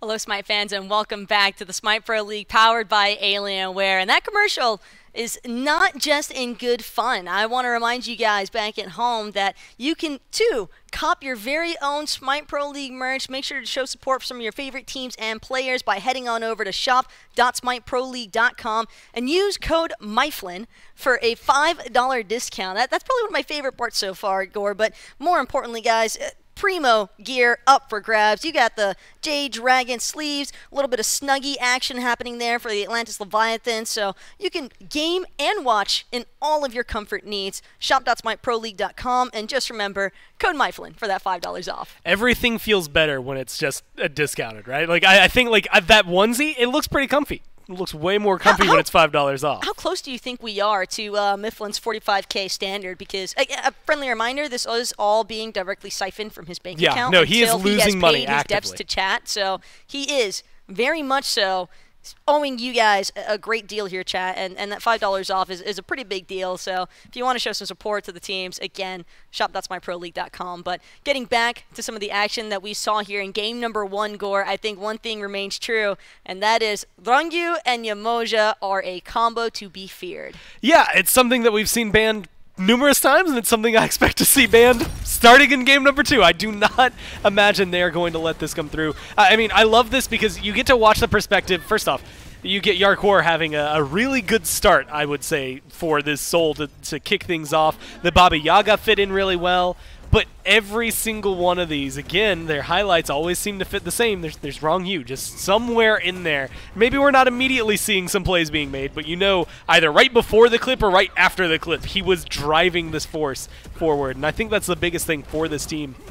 And realistically, is just that they look too good. Everything they had, all of their draft, it was too sustained, too survivable, too much. The Dragons couldn't get back there and disrupt them the way they needed to, and they just got to run away with it. No such thing as too much of a good thing, though, for the Atlantis Leviathans here in Gamer 1. They loved all of that sustain, but couldn't help but notice a lot of these team fights were just so heavily one side for the Leviathan, and simply because I love the concept from the Jade Dragons. I like the fact that they were willing to try and fight fire v fire, or I guess better way to put it, wall versus walls, thinking that the tectonic plates and the wall from Ymir would be enough to simultaneously toggle a little bit of that separation factor. But the problem was it was always Polar Bear Mike or Fino-K just being left out in the open, and there's no real way for Panic Kid or Horiwin to even try and get close, because they're either going to compromise their positioning and die with their front line inside of those Moja Rivers Rebukes, or they just have to sit by and watch as their front line gets picked apart, and that was more often than not the case here, Gore. I mean, they got to play as confidently as they typically kind of exude in their personalities, so it makes a lot of sense that they were able to control things the way they did. If I'm the Dragons here, like you said, not only just looking to potentially ban away Yamoja immediately, although they have swapped to first pick, so maybe they're looking to scoop that up. We know Mike has a very deadly Yamoja, but it's also just changing how you tackle that backline. It was very difficult. Like you said, a good theory just didn't quite execute the way they wanted it to. And so maybe trying to limit them a little bit more. I mean, Tiamat, Gilgamesh, Raijin as a top 3 for bans are good bans, so I don't know where you're going to change it there. Maybe in the Serket and the Morgan a little bit later on, try to limit down maybe the Erlong, the Baba Yaga, depending on what they pick early on. But this is where the Dragons are going to have to do a little bit of a pivot on their foot just to make sure they can keep themselves in this. Well, we'll see what kind of adjustments the Dragons are looking for with that first pick choice as we head into games or picks and bans for game number 2. And like we just mentioned, Jade Dragons do have that first pick position, so now they could try and leverage that Yemoja pick for themselves, Gore, but have a feeling they might be better suited. I think the concept of the Amir is very strong. Amir has a lot of early game presence. He funnels very well into that whole restrictive measure that you're looking for when you're trying to isolate a backline. Jade Dragons are probably not going to be too inclined to stray away from the Amir. I think it was really just that Yemoja as the centerpiece for why things crumbled there for Jade in game 1.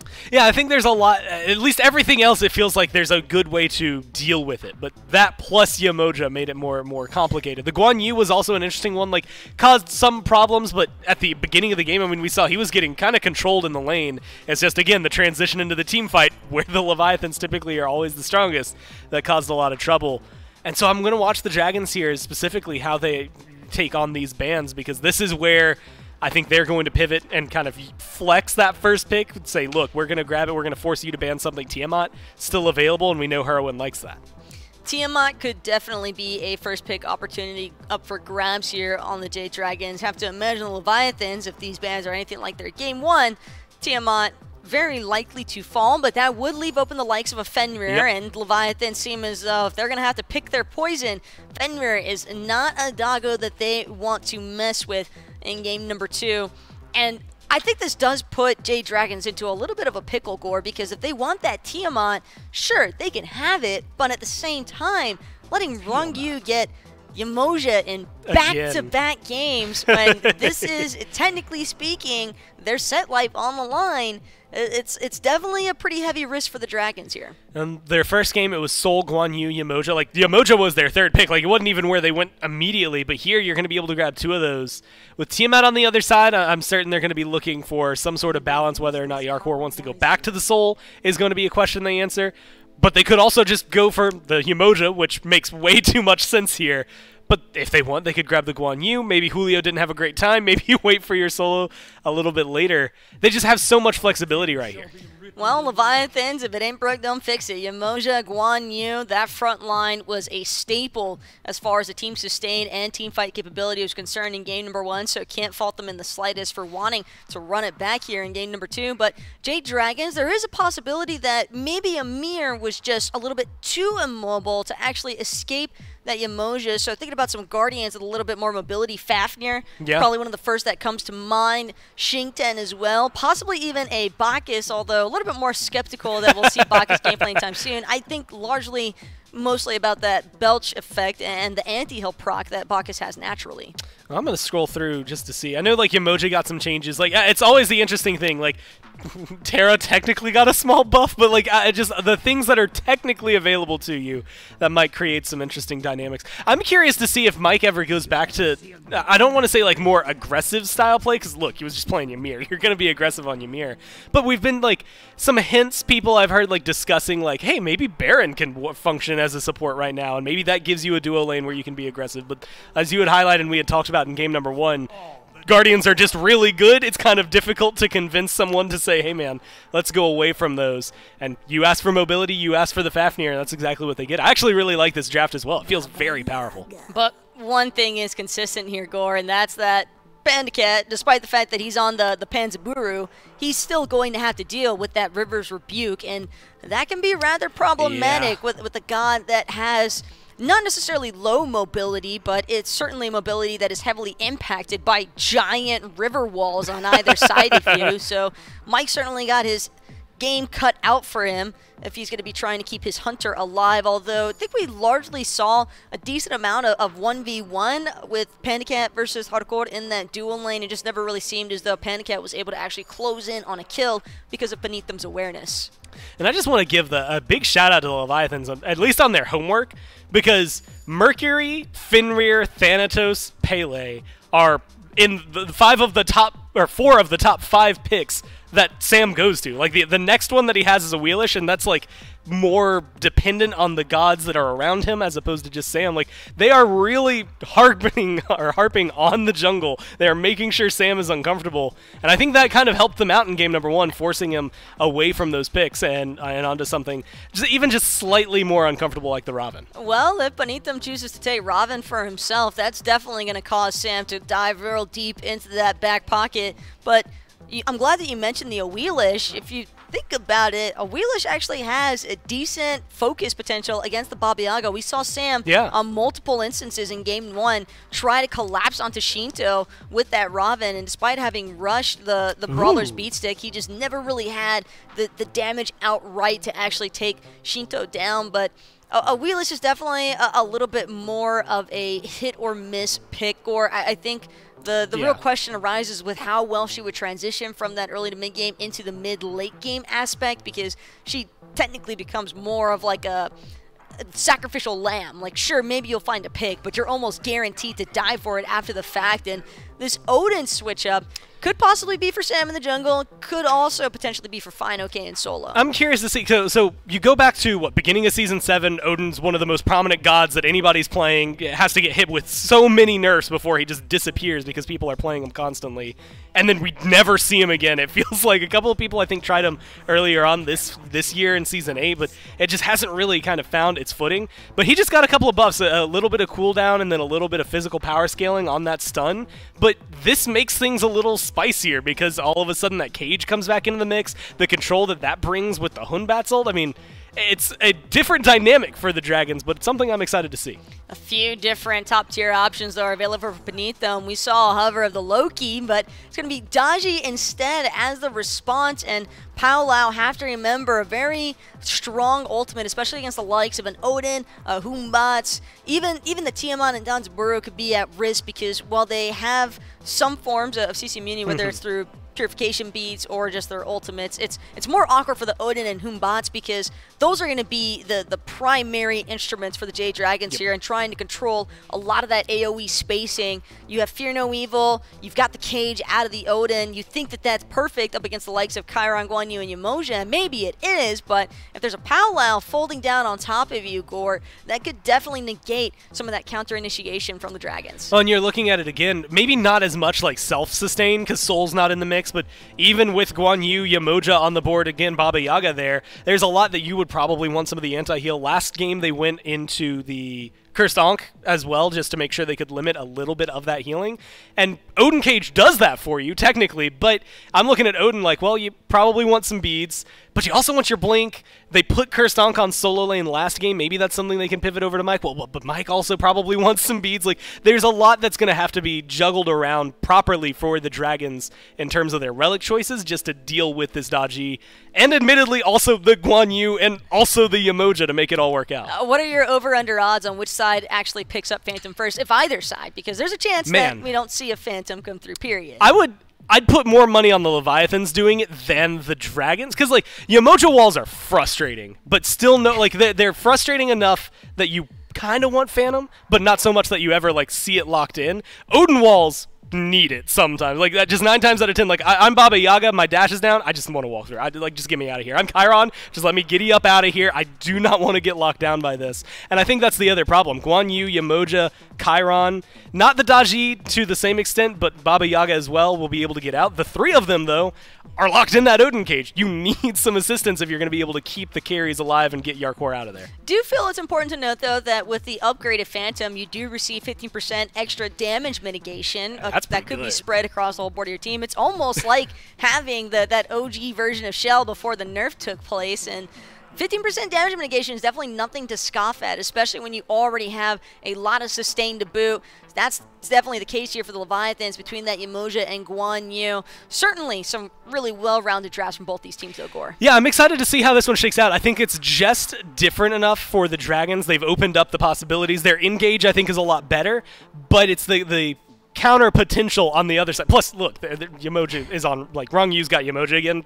That's almost all you need sometimes if you're the Leviathans. I think they definitely have an upper hand with the 3 core that they're bringing back, but the Dragons have changed enough that I can definitely see them harping and controlling the Leviathans team fights. Well, we'll get a chance to figure out if Jade Dragons are going to be able to deal with Rongyu and the Leviathans on that Yamoja composition. Hinderman, Mifflin, take it away. So much Taco and Gore on the desk. Yes, into game 2 we go. Leviathans up 1-0, and Dragons having a hard time game 1 getting to the backline and getting anything done. And so in picks and bans, they adjust their dive a little bit better in certain ways. A little bit, I'd say a lot of bit. Between Final Cage, just able to blink into the back line, say, what up, dude? I got a giant cage. Stanford Soccer is going to have a very effective dive that is going to disrupt the back line as well. And it's not just them. It's not just the frontliners, but even Hurrywin and Panda Cat to a certain extent. Once Tiamat has some of those items online, wants to leap in aggressive and be right there with the rest of their team. Jade Dragons all in on that backline dive. Phantom picked up from Julio at the start of this one. Just check an eye on how people are starting. Green buff, though, this time around for Polar Bear Mike on that Fafnir. He's already used the Hog, I believe, as he got 4 health potions there too. So he's going to rotate to this left-hand side here and do this too. Actually, I'm not 100% certain he did start with Hand of the Gods here. Doesn't look like he did with how quickly this all went down. But you can see that they will get to lane a little bit later than that of Leviathans. And in theory, from experience myself, I feel like, yes, we will see the level 2s tick a little bit quicker for Leviathans. That green buff myth isn't worth a ton of experience. No, it's not. It slows down your rotation at a lane a lot. But it makes sense that Jade Dragons aren't too concerned with getting to lane because they know the pressure should go the way of the Leviathans. But decent poke already drops Yarkor to half. But there's still going to be sustain coming into this matchup with health potions too. And checking in with all the builds across the map. Starter items have been taken by everyone. Warrior's Axe this time around for Julio up against the Bluestone of Fine OK on that Odin. And I did mention the Phantom already here. We were wondering if we would see one this game, and they are going to take it.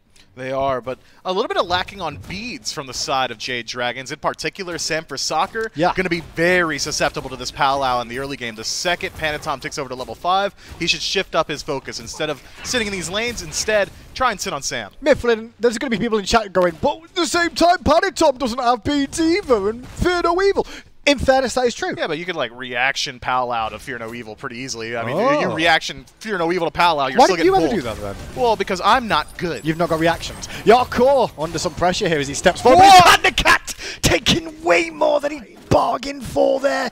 Ends up going down for a straight up 2v2 in the duo lane. It's not often we see those on the negative side of happening to the Dragons. Yeah, tough situation. But the Leviathans drafted for this. Yamoja on her own brings a ton of lane pressure, and Chiron's kill pressure in the early game is still incredibly strong. Me and you had a little conversation between games here. We were thinking, well, there's not a whole lot of power on these Hunter builds, is there? But instead of going for that Ikavale and Atlantis start that we saw from Panda Cat last time around, Yarkor sticking to his guns, likely going to be a Transcendence. And I think that's been good. The conversation for me specifically is I've been here since, I don't know, day 1 of Season 1, right? Like, weird flex. Every single year, it's always been Hunters need power. Don't worry about that. Panatom's fine. Look, at my chat, when I know when there's a fact going to happen, right? It's not going to happen yet unless Yarkor kills Sam for Soccer here. Rongyu wrapping around the back 2, level 4 for Yarkor. The damage problems from the bubbles are causing there. Yarkor now with the rotation from Panda Cat gets the kill. Sam still in the fray though, and this is better from the Dragons so far. Punishing Leviathans for being overextended and taking jewels in the jungle. Rongyu just trying to buy up time, but it's not going to do anything as he falls down for the second kill. 1 for Sam, 1 for Panda. Had Yarkor landed the giddy up onto Sam, maybe that fight goes a little bit different, but Sam for Soccer is a veteran and knows exactly what Yarkor is trying to line up. And then the hammer to cancel the giddy up to confirm the kill from PBM. Just clean play there from the Jade Dragons. Despite falling for first blood in the duo lane, it's an aggressive positioning from the Order side team. And you can see that Dragons just have a slight lead because of that now too, in terms of gold at least across the map. Experience-wise, relatively even so far too. Just a slight lead there for Mike in that duo lane at the moment. But yeah, going back to Hunter builds real quick. We've always done power first. There's a reason for it, is because your basics, you know, the amount you do with a basic attack, it's a lot of power. But more importantly, your abilities are also power-based. When you don't have power in your build, you may have to hit more shots to land it, and that's been my slight concern. I'm not a pro player, to be clear, and maybe it's because of the Ikvals, maybe it's because of the attack speed and the curve of the build, so to speak. But lack of power hurts. It does. Ikavel has an interesting matchup, though. If we do see Panda Cat go for it early on and Yarkor going for a power-centric build with this Transcendence, at least able to strip some of that away. So maybe it's about the matchup there. But I completely agree. In the early game, Hunters really are essentially secondary mages that have harder hitting auto attacks, but those abilities are the bulk of your damage throughout the early. That's why we're starting to see Yarkor sort of lean himself a little bit more so towards that negative boots patch. I don't know, what would we call that? Is it 8.6? Like, there's got to be a cool name for it. What, for pre-built boots? Or in a pre-post boots world. Because it's like we're post boots now, right? Pre that. Right. So week 1. Yeah, sure. Was that easy enough? Yeah, in a week 1 world. Why did it get so much more complex? Week 1. Well, because I don't know, we're trying to build some hype. There's like cool ways to say things, and I figured we don't need to build give some spice to it. There's enough going on in the game. We don't need to build no hype. We just talk about what we see. It's the greatest experience ever, Myth. No one can tell us we're wrong because the pros don't even know what's right either. It's the best news. It's been 8 years since I've been this excited about a patch. Mike in the jungle are looking towards wrong. You Paddington blinks in and he's a ton of damage. Gets on his parallel though, looking for the chains. The Rocket Man himself, Panda Cat, was exhumed there as Mike pulled in, but Sam still kills Panitom so far. Wrong you under pressure, but Riptide's back towards his tier 2. Shinto rotating in, but look at how aggressive Horrorwind is on this Tiamat, feeling confident there as the Dragons look to keep this pressure rolling towards the dual lane. Yeah, get used to seeing that exchange, Man. The Powwow pulls in Sanford Soccer, who drops Fear No Evil on landing, so there wouldn't be any follow-up. But you got to think with the double pull-in onto both PBM and Sam, there should have been enough damage follow-up to kill at least one of them. Unfortunately, Leviathans were not quite able to get in a position for it. Shinto a little bit late on the ultimate means that Sanford Soccer walks out of there scot-free. So with the Dragons do manage to strip away that purple buff in the jungle of Leviathans, extend their lead a little bit more, so now approaching 800 gold in this one. And Sam now has that Jotuns online, 20% CDR. Did get a bit of a buff in terms of power too, this. I think 50. It's at 50 power now. Yes. It's pretty damn good. It's got pen as well. Pen, power, cooldown reduction. Only thing it's missing is attack speed. Yeah, well, you don't need too much of that when you're playing Hunbot, Sun Wukong. You got me thinking about the old days now. That's Hunbots inside the jungle. Normally, when we see Jotun's Wrath get rushed out here, it means that you're likely going for a CDR-focused build. Could be Hydra's Lament in this next slot. Could be maybe potentially the Transcendence as well. Look at you. Soccer. We'll see where he goes with it. Look at you, said Hydra's Lament as he locks in a Hydra Star. Hey, still could be trans. We could just tell fans at home now that you would technically, this is pre-recorded, right? We've tested this before, so. I mean, it's scripted, right? It has to be pre-recorded. Yeah, but you don't know the script. Well, I've been around here long enough. I could read what you're trying to put down. Oh yeah? Who wins the Worlds this year? Last time I put a bet out there, I lost a ton. All right, look, Leviathans win Worlds. You heard it here first. Clip it and ship it. All right, before chat starts complaining, we're not talking about the new patch. Let's get back to the action here. As Dragons in the jungle looking to invade again. No purple buff up, no red buff up, but the focus is definitely around this duo lane and trying to isolate some people. All 4 members of the Dragons on this side of the map at the moment. And it's forcing the Leviathans to also start to dance this way too. With no jungle available though, it kind of just becomes a game of, well, what neutral camps are up? And this time around, it'll be a Greater Scorpion. Yeah, well, it makes sense that Jade Dragons are trying to emphasize this left side of the map. That's where the leads are. 1 level in support, 1 level in ADC, and about a half level in favor of Sanford Soccer in the jungle. Purple buff can be spawning very shortly here. Leviathans there for the defense, going to be able to strip it away before the Jade Dragons get in position is what I was going to say, but Panda Cat caught out. For a second or two, but he will manage to get away from the Riptide in time. Cost him his beads, though, to walk through that Riptide. As in the jungle, the Palau hits too, but a good Fear No Evil from Sam there it is. will prevent some damage. Panitom should go down in trade, but he'll jump towards his teammate and get away. Panda Cat, meanwhile, under a lot of pressure, has to Rocket Man back to base as Mike is now left isolated and alone, but he at least has his leap away. Sam for Soccer, but nothing else in that engagement. So hard to chase down Fafnir once again to that Dragon State. That is the longest leap in Smite, full stop. It goes further than any other ability. So, Polar Bear Mike, pretty safe here. I see you're putting on your thinking cap over there. I've fact-checked this. I always like to try and make sure it's right, you know? I got it, all right? And if it's wrong, chat will let us know. And I was going to say, there'll be someone that's like, actually, you're wrong. It's probably Jormungandr with his 3, but it's a leap. His 3's a stealth. I mean, technically, yeah. Or Hades, who knows? No, you're probably right. I think you are, for the most part. Appreciate it. Well, I pride myself on my ability to be right here. now and again, you know, when you make bets with chat regularly and lose how much money. There was like 9,000 people in chat that day. Great job there. A little 50,000. Look, they got a cool little discount code out of it. Use code Mifflin, by the way, for $5 off your first purchase all the way up until Monday. But again, we got to focus on the game, Hindu. Yeah, Fine OK under some pressure. Here's the cavalry charges causing problems. And Fine OK is surrounded and brought down. First time we've really seen any attention from a jungler towards the solo lane, but the jungler from the Dragons is looking to pressure onto Sam, and a great rotation alongside the supporting cast of Hurrywin there on this Tiamat. Cause a lot of problems there. They bring down the Baba Yaga, and that was something they couldn't do in game 1. Yeah, it only took a tier 2 tower dive at the 9.5-minute mark, but removing those beads and losing his life means that Shinto is going to have a target on his back. 12 seconds from now, he is going to rejoin all these gods on the battleground, and, well, 12 seconds from now, you better believe Sam for Soccer is going to be looking for him with his Fear No Evil. I will say, for game 2 coming into this, Myth, and looking at the picks and bans, the absolute confidence in Dragons in themselves to give them Baba Yaga again, to give them Yamoja again, and go, we're good. Like, they weren't an issue, really. We just need to draft better or deal with these team fights better is all the weakness they saw. To give it them again, it screams a lot of that. And I think fans at home will be like, they let Yamoja through again. WTF, right? However, if they lose this game, I think the fans have a good idea of like, well, maybe they should have banned that Yamoja if it becomes an issue this time round. But confidence in Dragons, and that's the one thing you like to see.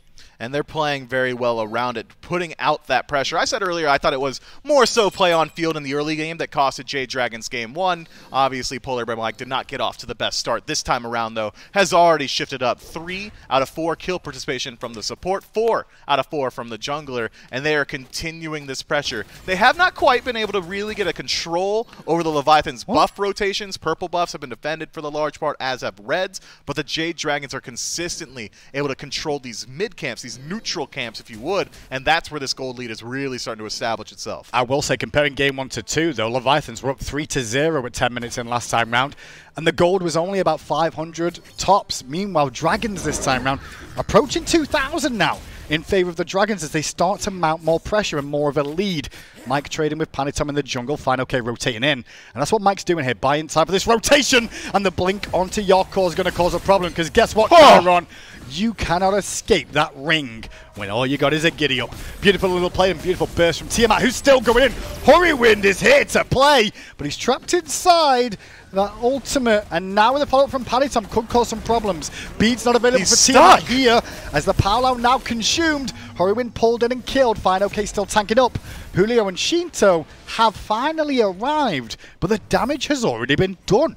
That's the downside of having your Phantom all the way over there in the solo lane. Julio was the only person that could have saved Yorkor from that cage, and, well, he was still on the right side of the map. Once these team fights start up proper, it'll be a little bit easier to apply that defensive relic, but for now, Fine OK with the rotations should get a lot of control. Dragons really trying to pressure this duo side even further now with this rotation for Fine OK very early. Let's just add 12 minutes in. Oh, yeah. That makes an impact and tries to escalate this lead further for the Dragons now.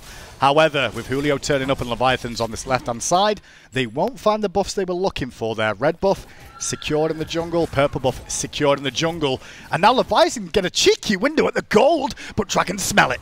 It's all about whether or not they can leash it properly and try and find this fight. Fine OK has the flank and is spotted out, which means the Leviathans are going to go ahead and reset this one. But the longer the fight goes, the more it's going to favor the Leviathans. They still do have a major sustained advantage. And nice eyes, Doug. Sam for Soccer on the right-hand side of the map has not shown himself. The Leviathans do not realize how good an opportunity this is just yet. Yeah. But they've already started to reset back to neutral. And Mike just buying time as a support should, just trying to keep them busy. A lot of times supports get caught there at certain moments, and people are like, what was he doing there? Well, mainly he's keeping vision on the enemy team, keeping them busy so they're not farming, and you can maybe strip some objectives away. Leviathans do, however, have a sentry ward down at this Gold Fury. So if Dragons were to look to attempt it anytime soon, Leviathans would have vision. Let's check in with builds, though, and see how they've been progressing. Talisman of Energy over there for Fine OK, going for that standard defensive start out of the solo lane, and Julio echoing that a little bit, but maybe with a little bit more of a bruiser focus. Has the Breastplate of Valor immediately into the Caduceus shield. Maybe the most interesting build path is Sam for Soccer. Elects not to finish up that Hydra Star, and instead goes immediately into that Brawler's Beatstick, realizing that the sustain from the Leviathans cannot be allowed to stand. Yeah, will become a problem as time goes on. Baba Yaga in mid, though, again. Warlock Staff looks like a current coin for Shinto. Seems to be a pretty core build on this Baba from Shinto's so far. No real surprises there. And Horywin, meanwhile, Divine will win game 1 with the lifesteal on the Merlin, so the anti-heal on the Merlin.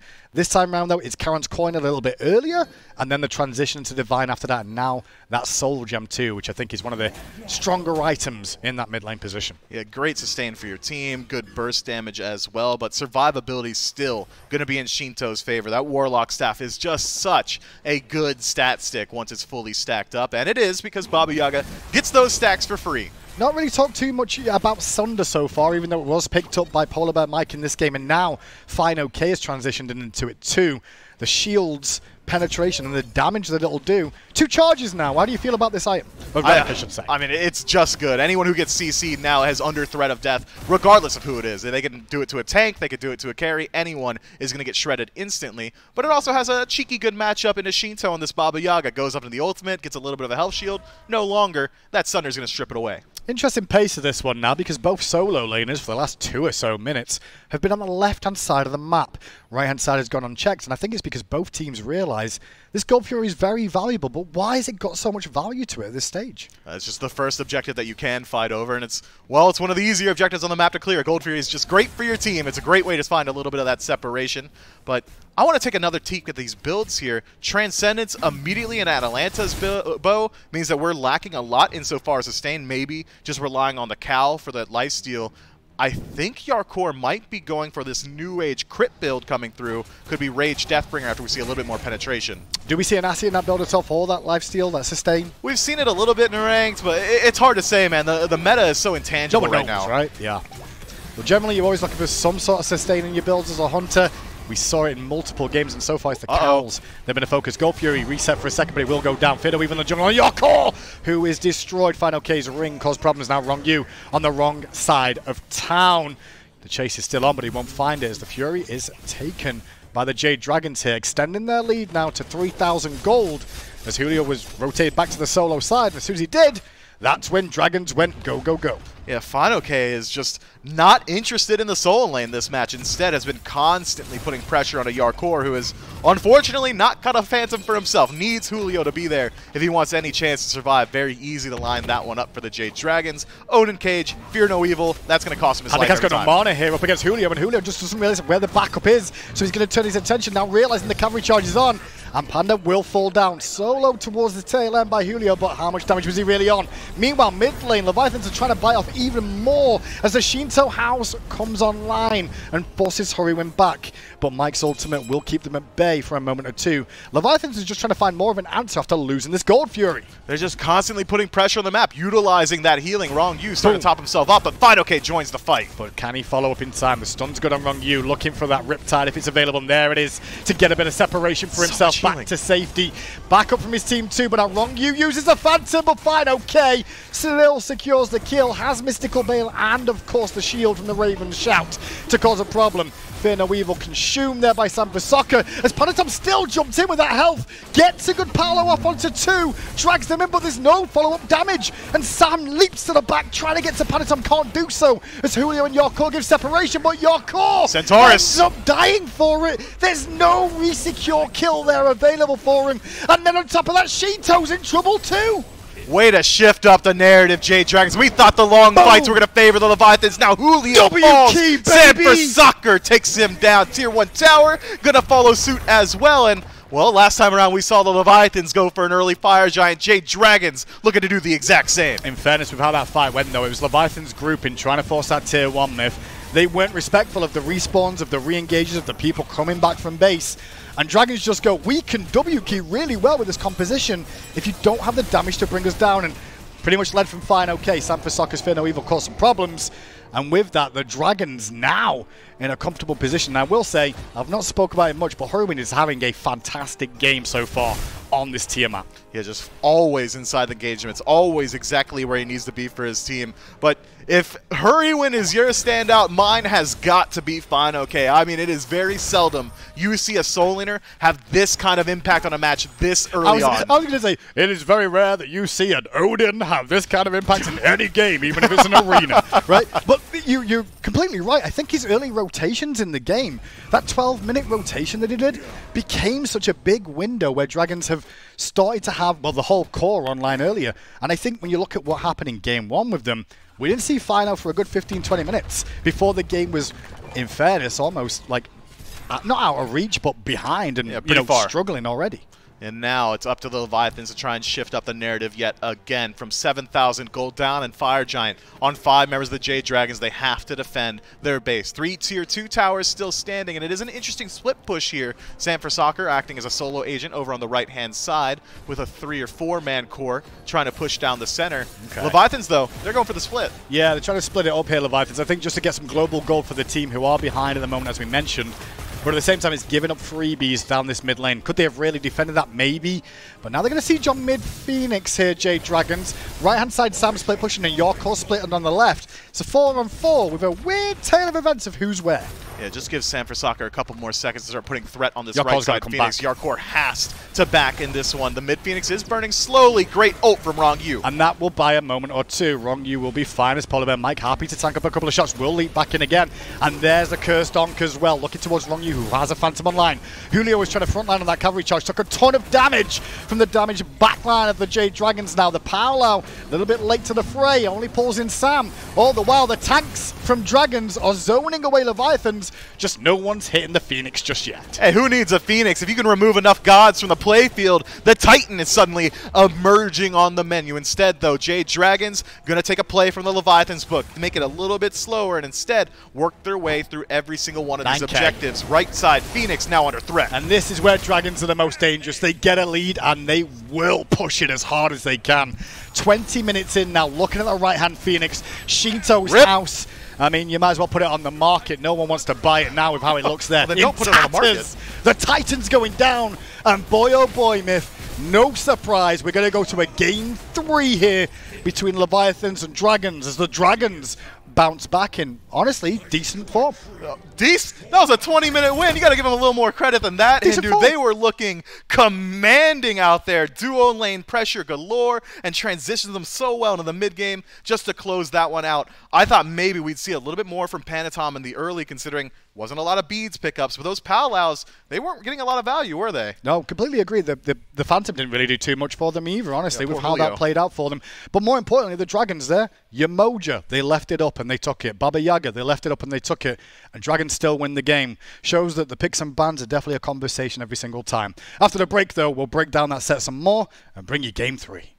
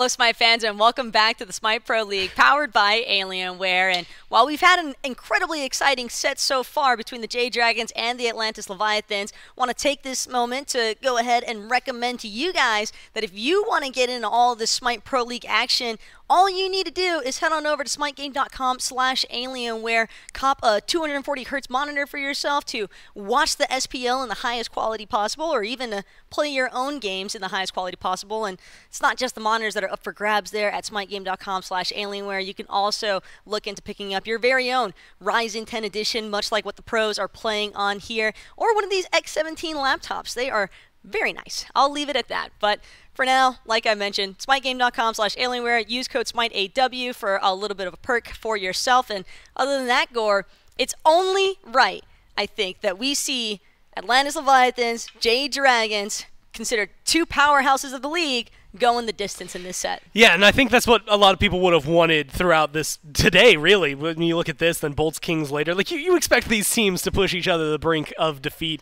And not surprisingly, the Leviathans win theirs by being a really good team fights, having a lot of sustain, and being able to beat the Dragons in most stages of the game, kind of those early mid-fights in game number 1. Game number 2, the Dragons just do the dragon thing, right, where they just win and then continue to win harder as the game goes on. Did not leave a lot of wiggle room for the Leviathans to find a way back into it.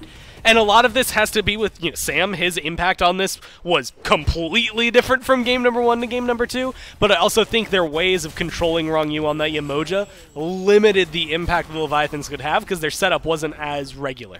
That powwow just seemed like a little bit of a taxi service even at times for Sam to just get into the action a little bit You're going to pull me in? Cool. And that is the beauty, I think, of Fear No Evil when it comes to counter-initiation. Dragons just took one look at what happened to them in game number 1, and they're like, all right, guys, anything you can do, we can do better. We'll bring our own cages, and fine, okay, very much rocking the you're not, or I'm not trapped in here with you, you're trapped in here with me on this Odin cage. And I think between Fino and Sam, Mike didn't really have to do a whole lot of the heavy lifting this set, but I think Fino was absolutely pivotal on this Odin pick. It just influenced so much control for the Jade Dragons that a lot of those teamfight breakdowns. And Shinto, Rongyu, Hardcore, we did not get a chance to see them thrive in the slightest. Yeah, I think the damage numbers maybe speak more than anything right here. You get to see that Fino, Herowind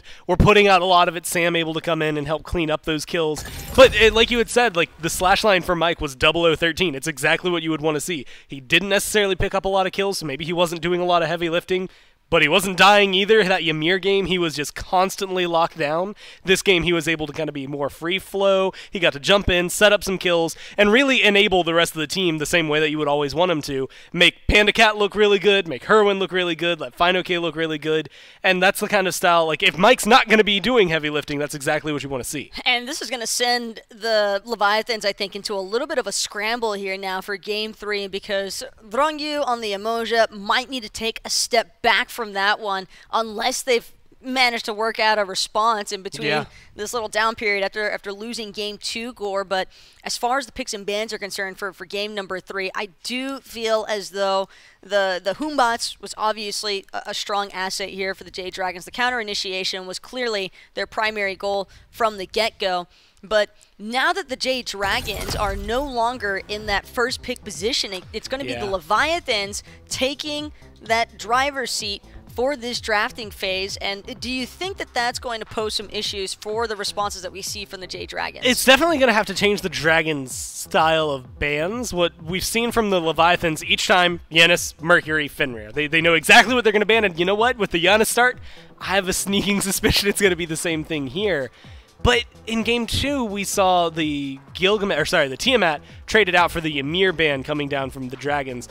Now, I know Shinto's going to lock that in if they let him do it. So I think that the Dragons might be a little patient on it, say, let's get rid of Gilgamesh, let's get rid of Raijin, see if we can make them ban the Tiamat, or maybe the Dragons have a way that they can think of to deal with her.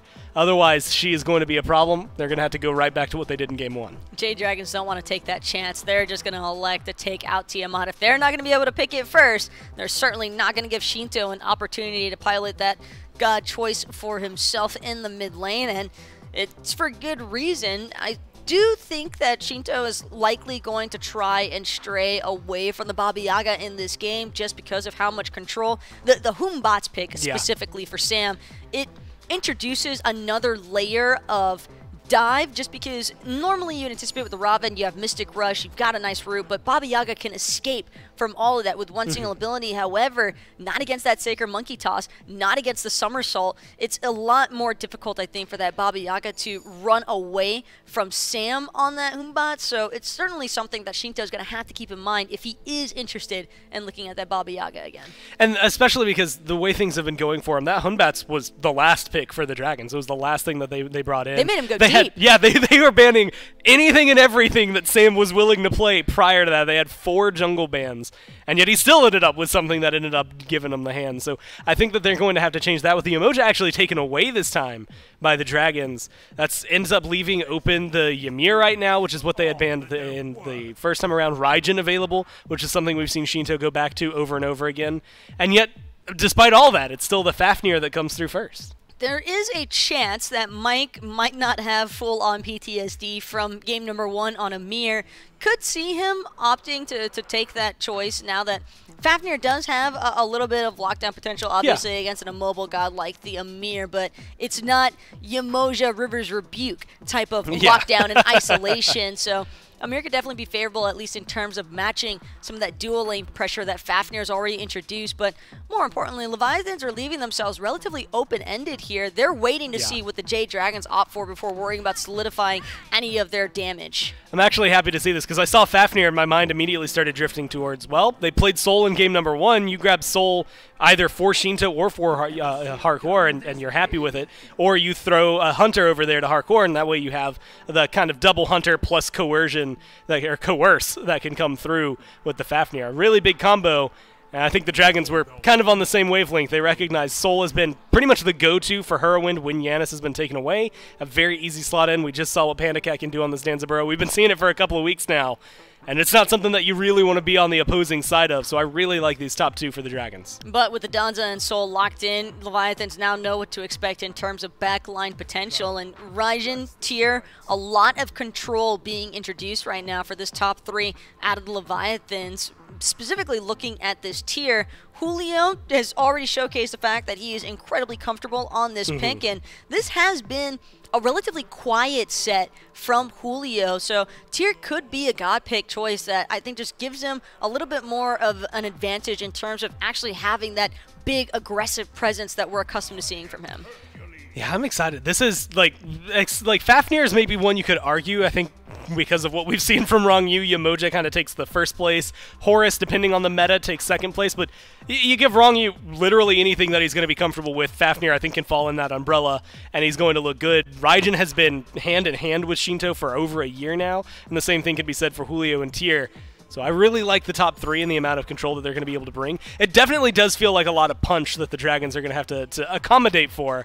And this Hercules pick gives them a little bit of punch back. Whether it goes to solo to deal with Tyr, or if it's PBM picking it up to be aggressive with it, I think it opens up a lot of not only flexibility for them, but just straight up aggression. We are going to fight, and we are going to fight because of this guy. And if there's anybody who loves to brawl, it's certainly going to be Hercules. Also have to remember that Excavate could be very problematic for Shinto on this Raijin. Driving Strike as well, and the Earthbreaker. A lot of control being introduced with just one pick selection for the Jade Dragons, and that's very important when you're already working with the Danzaburo and the Soul. So much shred already against objectives. It might make things a bit difficult for the Leviathans, at least as far as the dual lane is concerned, because all these hunters that are still up for grabs, you're looking at Honor, there's Medusa, but I want to see if the Leviathans are willing to try and engage with some of that attack speed stim that Danzaburo and Soul are definitely going to be able to bring to the table. And if Hardcore is opting for the likes of potentially a Rom or Artemis, I do feel as though the new meta changes have definitely opened the pathway for those gods being a little bit more viable. And Artemis, I mean, look, I don't get to talk about Artemis a lot, so you giving me a platform makes me happy. She did just get a buff, though, which I think is the thing that it has surprised me the most. And this is someone we haven't gotten to see, I want to say, all year. Thor has just been thrown by the wayside. side. No, he was played at some point earlier on, but he's not picked up often. And this is something that's interesting because I saw Hunbat's banned and I was like, oh, okay, Thanatos, Awelish, those picks that we've been talking about pretty much the entire set, they're still available now, and despite being banned in games 1 and 2.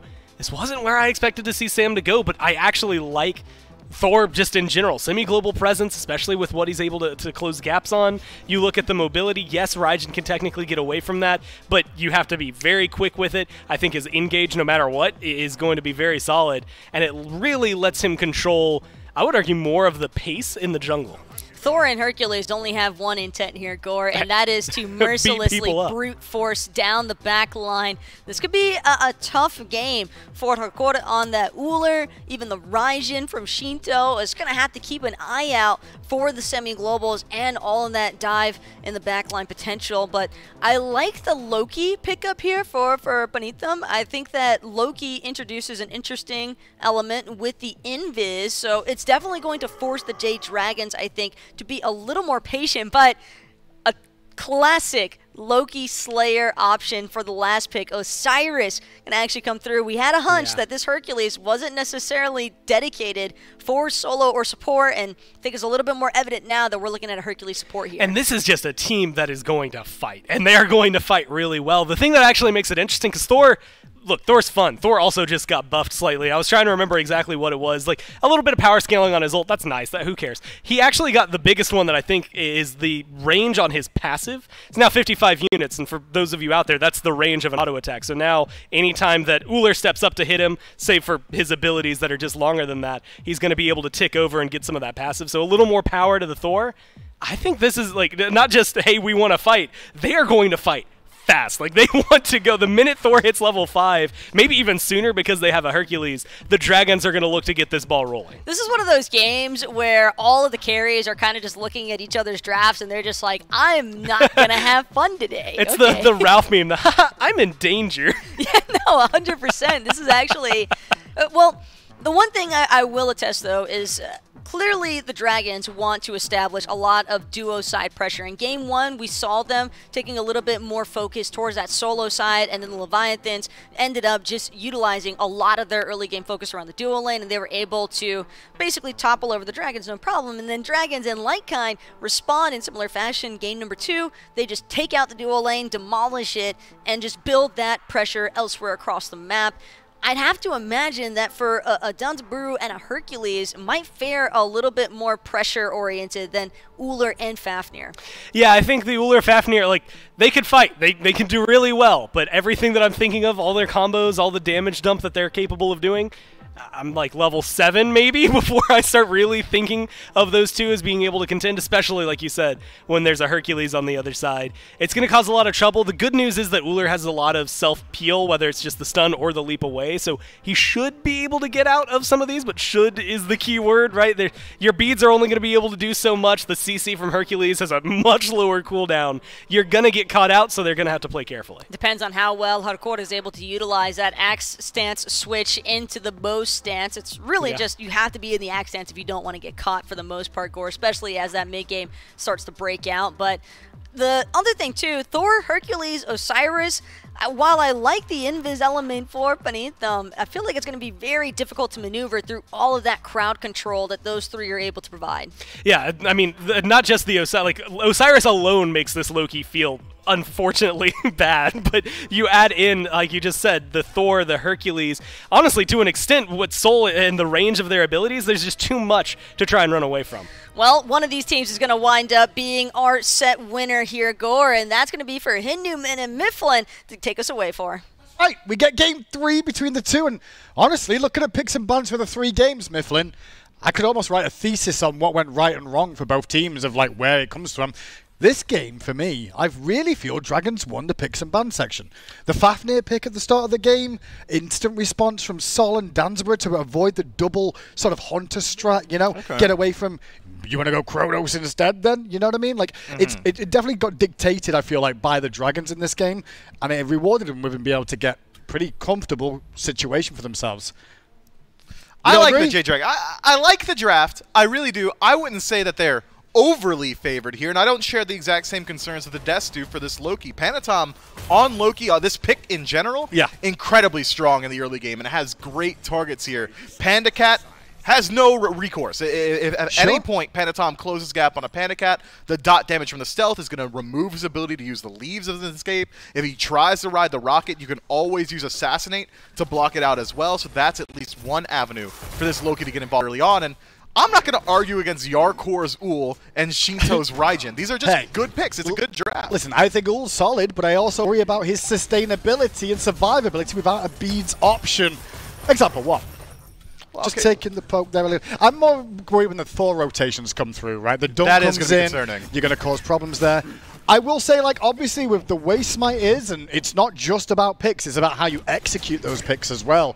More importantly, as we tune into Julio and Fine-OK in the solo lane. The Mask versus the Bluestone. How do you feel? Mask gives you a lot of power, helps you out a fair bit, but with a multiple ability combo from Julio, Bluestone's going to be a lot of value. There's that stealth coming into play. Polar Bear Mike and Panda Cat have their ankles in 14 pieces on the battleground. But Panitom's still under pressure from Sam, who rotates in, but didn't get enough damage off there to secure the kill yet. Loki will survive for now, as Yarkor going towards a Transcendence again, where it looks like Panda Cat's still sticking with this new attack speed option we've seen out of some of the Hunters. But Sam realizing he's got a window here in the jungle to keep this pressure rolling. Panitom managed to secure it. Just a little bit of cheeky play there, and with no hammer available to Sanford You Soccer. were jungle. You were so excited about one Harpy being secured. He's done it back. He's at level 2 in the enemy jungle, stripped green buff away from Sanford Soccer, and is still denying Sam some farm. He's taking the fight? What? Yeah, well, he's just going to keep the pressure rolling. Panitom's just trying to survive, really, and find farm in the jungle. Now forced back to base at level 2. And Sam focusing on invading and keeping this pressure rolling on the Loki in the early game. Doesn't surprise me that we see this, though. Look, Loki is so strong in the early, but he's not just slowing down Sanford Soccer's farm, he's slowed down his own, and I think Panatom is going to be a little bit more needful when it comes to levels. The second he takes over to level 5, you have a great deal of kill potential, but he's really slowed himself. Yeah, I will say, Sam, a little bit more utility available. Yes. As Julio just did a chunk. Meanwhile, in the duel lane, Yarkor is very low but has to jump away. Mike giving chase. Fine-OK does get that kill on Julio, though, at the tail end, after a lot was invested there on towards Sanford Soccer. Mike still wants this kill, though, and he's eating a ton of damage because of it. But he'll survive too. Meanwhile, though, Panda was on that rotation, just wondering if he could pinch the angle. Won't find it there. Action across the map as Dragons continue to invade. Panatom's freaking me out. He walked past his own speed buff to go straight for Sanford Soccer's, and he's gonna get it? No, that's his. I got mixed up. That's his side of the map. That's his side of the map. Mike, meanwhile, though, bit off more than he can chew. Yarkor stuck around here, comes back and gets the kill in the duo lane. The over-aggression from Dragons there on the duo side does end up being punished. We can go back, though, and see that first blood kill. We saw Julio take it to Sam, and straight afterwards, Fine-OK is like, well, you've used everything. Guess what, baby? I'm Osiris. Man, I want to know exactly how much HP Sam lives with there. That is a tough situation. I'd Maybe say 20? No, higher than that. Higher than 20? He had, like, a magic pixel left, keeping him between getting first blooded and finding first blood over there for Fine-OK. But Fine-OK is going to be the beneficiary this time around, and he does have a decent lead already. A ton of power from the Mask, immediately transitioning into the Steel Mail, which will likely be something like the Mystical Mail, gives you a good bit of power, and you're already so strong in a Loki with that tether chasing out the stealth. Mystical Mail does the exact same thing. Turning attention to mid lane for a second too. First time we've got to see Raijin so far this week. I mean, it's only 3 games in, so yeah, we may see a bit more of him, as he has been looked at from a lot of mid laners supposedly. Effectiveness, and obviously with his Vampiric Shroud, I'm interested how this the utility from this goes on in terms of his build. At the moment, it looks like Current Coin's going to be the first thing onto the shop. Still, that Current Coin seems to be a major focus from the mid laners. I have seen a fair bit of Raijins go for Doom Orb in that first slot in rank. Just a little bit of movement speed, has a ton of power on it as well. So I am interested to see how Shinto elects to build this one out. Is lacking insofar as cooldown reduction. Vampiric Shroud does give you a bit of sustain, has some decent evolutions if you would. If you're worried about damage, could go that Sack Shroud path. Likely not going to be that. I've seen him get sold out pretty consistently as well. But one thing is to be certain. Hurrywin has a CDR advantage and now has the penetration and lifesteal advantage of Spear of the Magus being finished up. And that Spear of the Magus, I really do like his effectiveness in these team fights, because get one Stellar Burst off and it's going to apply that to everybody's damage output continuing on that target. target. Very effective item if you can find the windows to use it. Won't necessarily be great on a Sol individually for my liking, but it is good for a team aspect. Take a peek at these jungle builds. Normally we do see the Jotun's Wrath immediately into more CDR for junglers, but instead, Panatom's going for a more one-shot centric build, has a little bit of anti-heal, but Brawler Speed Stick more so about that raw damage output that you can get. Is going to be a little bit harder for him to survive elongated engagements. Loki, since this rework, likes to assassinate in, utilize that stealth to re-maneuver around the fight. Well, he's only going to have one ability rotation inside of these engagements before he likely spells his end. So you expect him to just go in, nuke, and die? Is the kind kamikaze. of the play you expect out of Loki? I do say I think Panatom's got his work cut out for him. I think the desk was alluding to it too, of how difficult the front line might be to break down. Maybe there's going to be a mystical mail, which there is already on Fine OK, and we already know Osiris. The reason everybody seems to like the Osiris into Loki is the tether. You apply the tether to Loki, you can see where the tether's going, so you know where the Loki has stealth to keep track. But for Panatom, when can he get in these engagements? I'd like to see him hold off almost, play a little bit more late initiation, late adjoining of these fights. Very similar to a playstyle some of the junglers like Sam like to go for, although this time around Sam on the more engaging option of the four. Yeah, you like that cleanup style from your jungler, reminiscent of what Adapting used to go for, and I think that is something that Panatom could look for here. If Hurrywin has a step forward to follow up on CC, that'll leave him exposed. If Panicat uses that rocket to engage, you better believe Panatom's going to be there as well. But take a peek at these support builds. Gauntlet of Thieves first off overall for PBM, already 21 stacks in, but Wrong Yu, identifying that the Jade Dragons are running a 4 physical stack, goes immediately into that sovereignty. So they're going to have issues with Sol if they don't keep her at bay is going to be the biggest question mark there. Can they keep Hurrywin out of these frays, applying that damage, especially towards, well, the rest of the team, because they're the ones that'll do damage. I mean, realistically, if he goes for Thebes here, it's going to take a while to stack up for those protections you would get from those. As Panatom just going to take this blue buff on the right-hand side. Still, so far, it's 1-1, though. Slight lead for the Dragons. I'm expecting we probably see Wrong Yu go for the Winged Blade. Has a good bit of magical defense. Still has some CCR as well, and the CC core, the Jade Dragons, is incredibly strong. Winged Blade does eat a nerf, has 10% less CCR than it used to, but still, 10% CCR in of itself is a great stat. 30 magic defense as well. Panda doing a ton of damage there, will survive, but it did cost him his beads to make sure he did so. Nice little combo from Wrong Yu rotating in, and Yorko with the follow-up damage. And so there's a bit of a window now for Leviathans to look to put pressure towards the duo lane, specifically Pandacat. And now 4 members in, looking towards Mike, stunning him with Loki's ultimate there. Woo! As now he'll drive and strike away, but you can see the ultimate out there at the tail end from Hurrywin to dissuade the aggression and keep them at bay, enough to keep Mike alive. I guess Shinto just wasn't in range for the Taiko drum. Mike makes it out with a sliver of HP. 2 hammers on the drum would have been enough to put him down, but Shinto going to hold on to that one this time. Maybe not willing to drop that ultimate cooldown just for a support kill. But I think you're right. It's really about whether or not the Leviathans can put some pressure on a Panicat while these beads are down. Still, 2 minutes left on that Relic cooldown, but Panatom having used the Assassinate right there is going to be a little while so he can get evolved over in the left-hand side. Don't think there's a ward in the jungle here. They're both blue wards for Leviathans, where Wrong Yu stood right now. And Panicat kind of senses some danger with Yorko not pushing the wave in. The only reason you don't push a wave in is you want them to come and fight you, or you want to deny them farm. And that forces Mike to now rotate into support too. But Wrong Yu's still hanging around as Mike drops the ward over the wall to reveal Wrong Yu's sneaky tactics in the jungle. Yeah, I like this playstyle that we're seeing from the Uller already. He's trying to keep Panicat at maximum range, just utilizing his abilities to go ahead and try and poke him out, because Panicat does go for that Ikavale in the first slot. It means that auto trade's going to go Danzaburrow's way every time. Realistically, though, is Ull going to auto trade with you? Is he going to ability trade with you? That's where I look at. Axe, Rain of Arrows, Snipe through the face. That's not going to help you the Ikval. He also has a ton of additional power from that second ability and has more power than his opposition just for build pathing. Transcendence first overall for this Ull, but that's the bread and butter. That's not the new stuff. We don't need to talk about that. Speaking of Doomo real quick, you mentioned it for Raijin, who did go for the Charon's coin so far. Hurrywin, though, is investing into that Doom win next. So like you were saying, a ton of power on this, but it's very, in my opinion, situational, because you need those minions to die to generate those stacks. Yeah, it is going to make him a little bit stronger inside of these lane fights, but maybe not exactly what you want consistently. Shinto in some trouble. Yeah, nice little combo there from him, from the boulder there from Mike, but not a ton of damage onto Shinto, as Sam's still trying to get that buff, and now Sam's surrounded. Can he get in time to the sky? He can. Rocketman Pandacat looking for an option, doesn't find one, falls back instead, with Sam being so low. The Dragons turned tail. The red buff was dropped and stolen. You didn't catch the memo, Hindu. When he's on the rocket, it's not Panda Cat. That's actually Breznov playing the game. Panda Cat at every other part. So only the rocket. Yeah, once he's ulting, you got to call him Breznov. Yeah, is it that one where he did that whole, I'm going to go and fight, gets hit for 1 million damage, and then turns tail and runs back to base? See that a lot of the time. It seems like you're up on the memes. All right. I stay in tune where I can. Panitom, though, trying to give what he gave back from Sam in the early game at the moment with a bit of invade on this right side. Not as impactful as speed buffs and the likes, but does keep this pressure rolling for the Loki, who is still, actually, now, just dinged a level ahead of Sam for Soccer.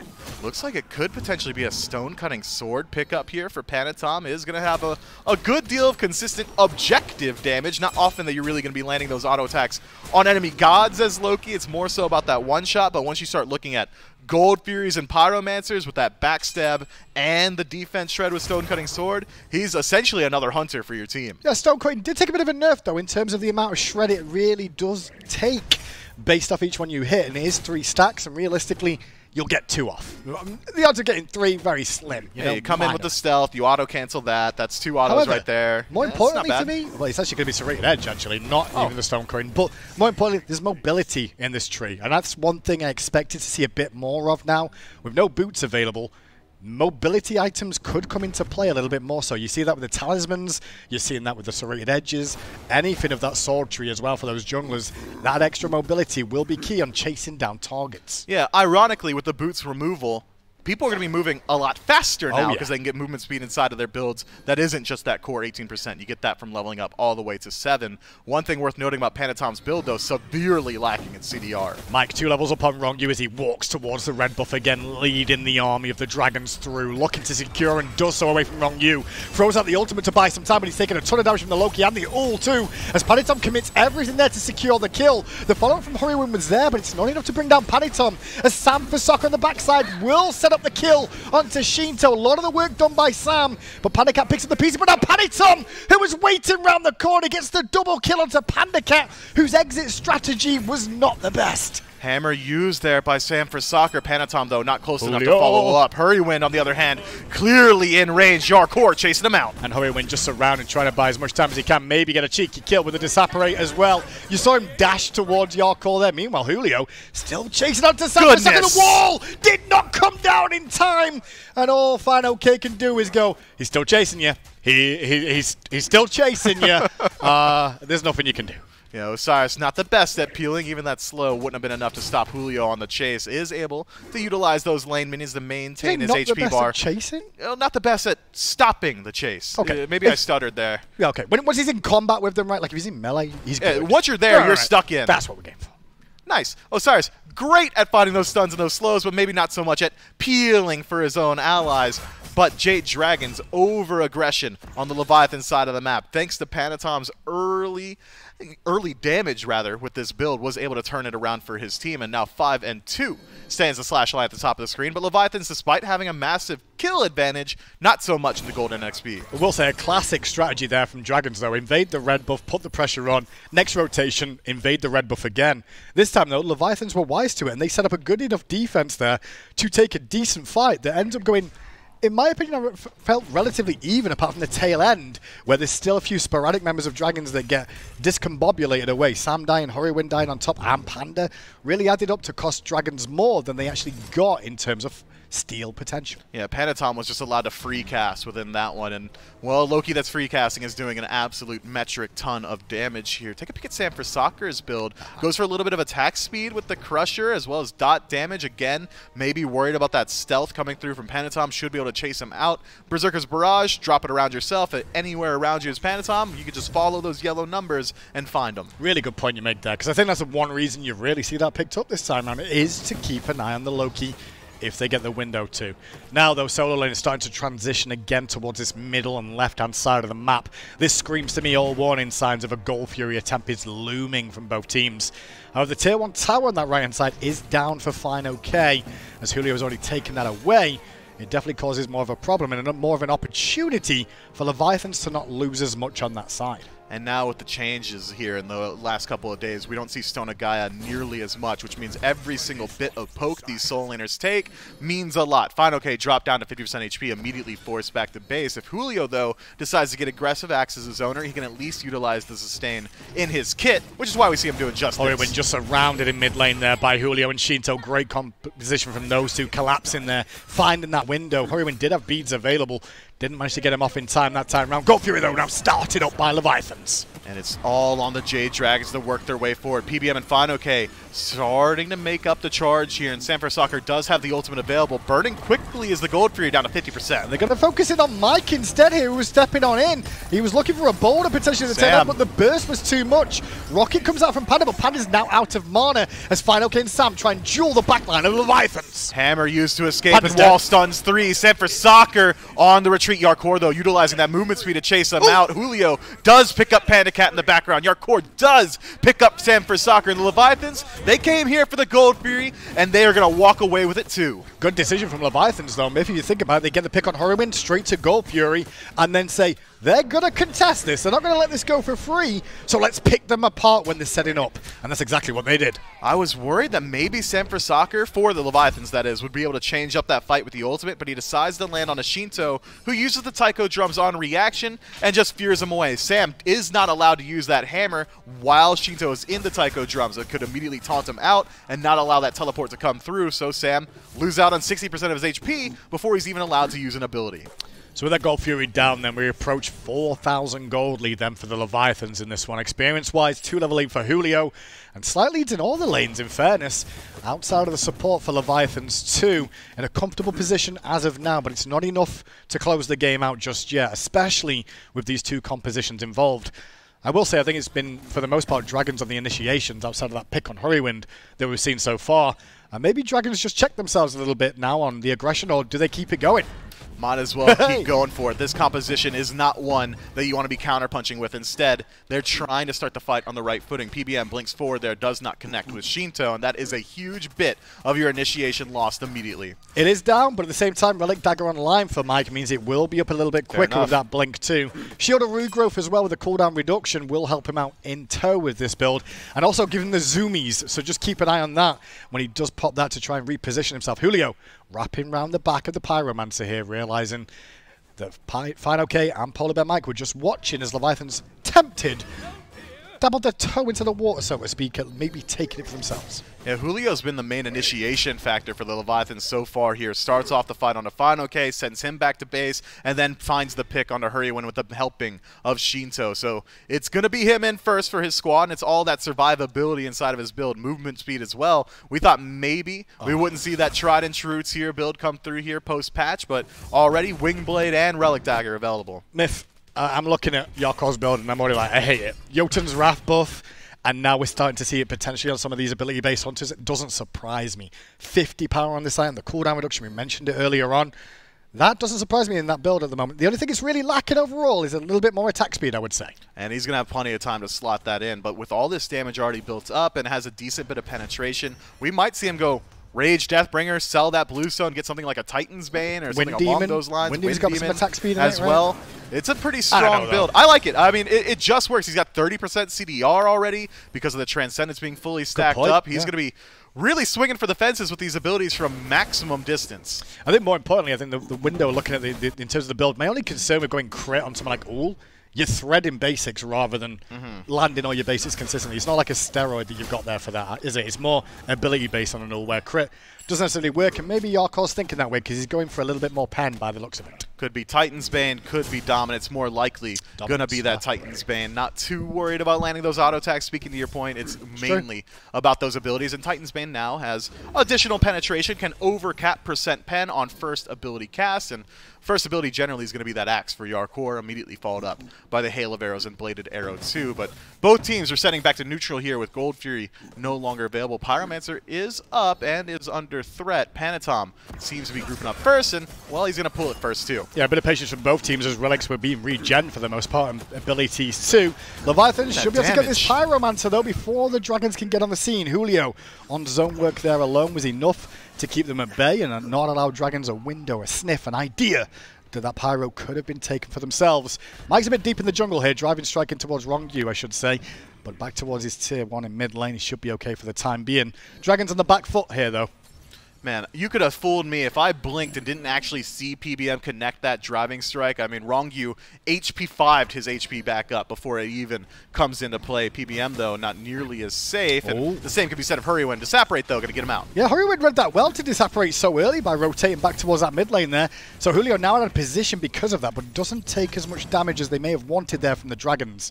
Taking into account, because it's a tier 2, he does have some natural sustain in this kit, so won't need to go back to base if he just keeps using that power cleave to stack back up. And that seems to be the play here. Both teams starting to group up around mid. Soul Laners have made their rotation as well, so the Leviathans are fully sending it. They're saying, okay, we're looking for this fight. We're looking to siege this tier 1, but isn't that the downfall of game 2? We saw this exact same pace. Yeah. Jade Dragons were able to put up a defense. They've been here before. Can they do it again? It's the realization, though, that the Fury's about to spawn too, so any team that gets a scrap of win here could rotate and get a decent objective off the back of it too. Leviathans have relieved the pressure as Dragons show themselves in force as well, and now the ward wars around the Fury will begin.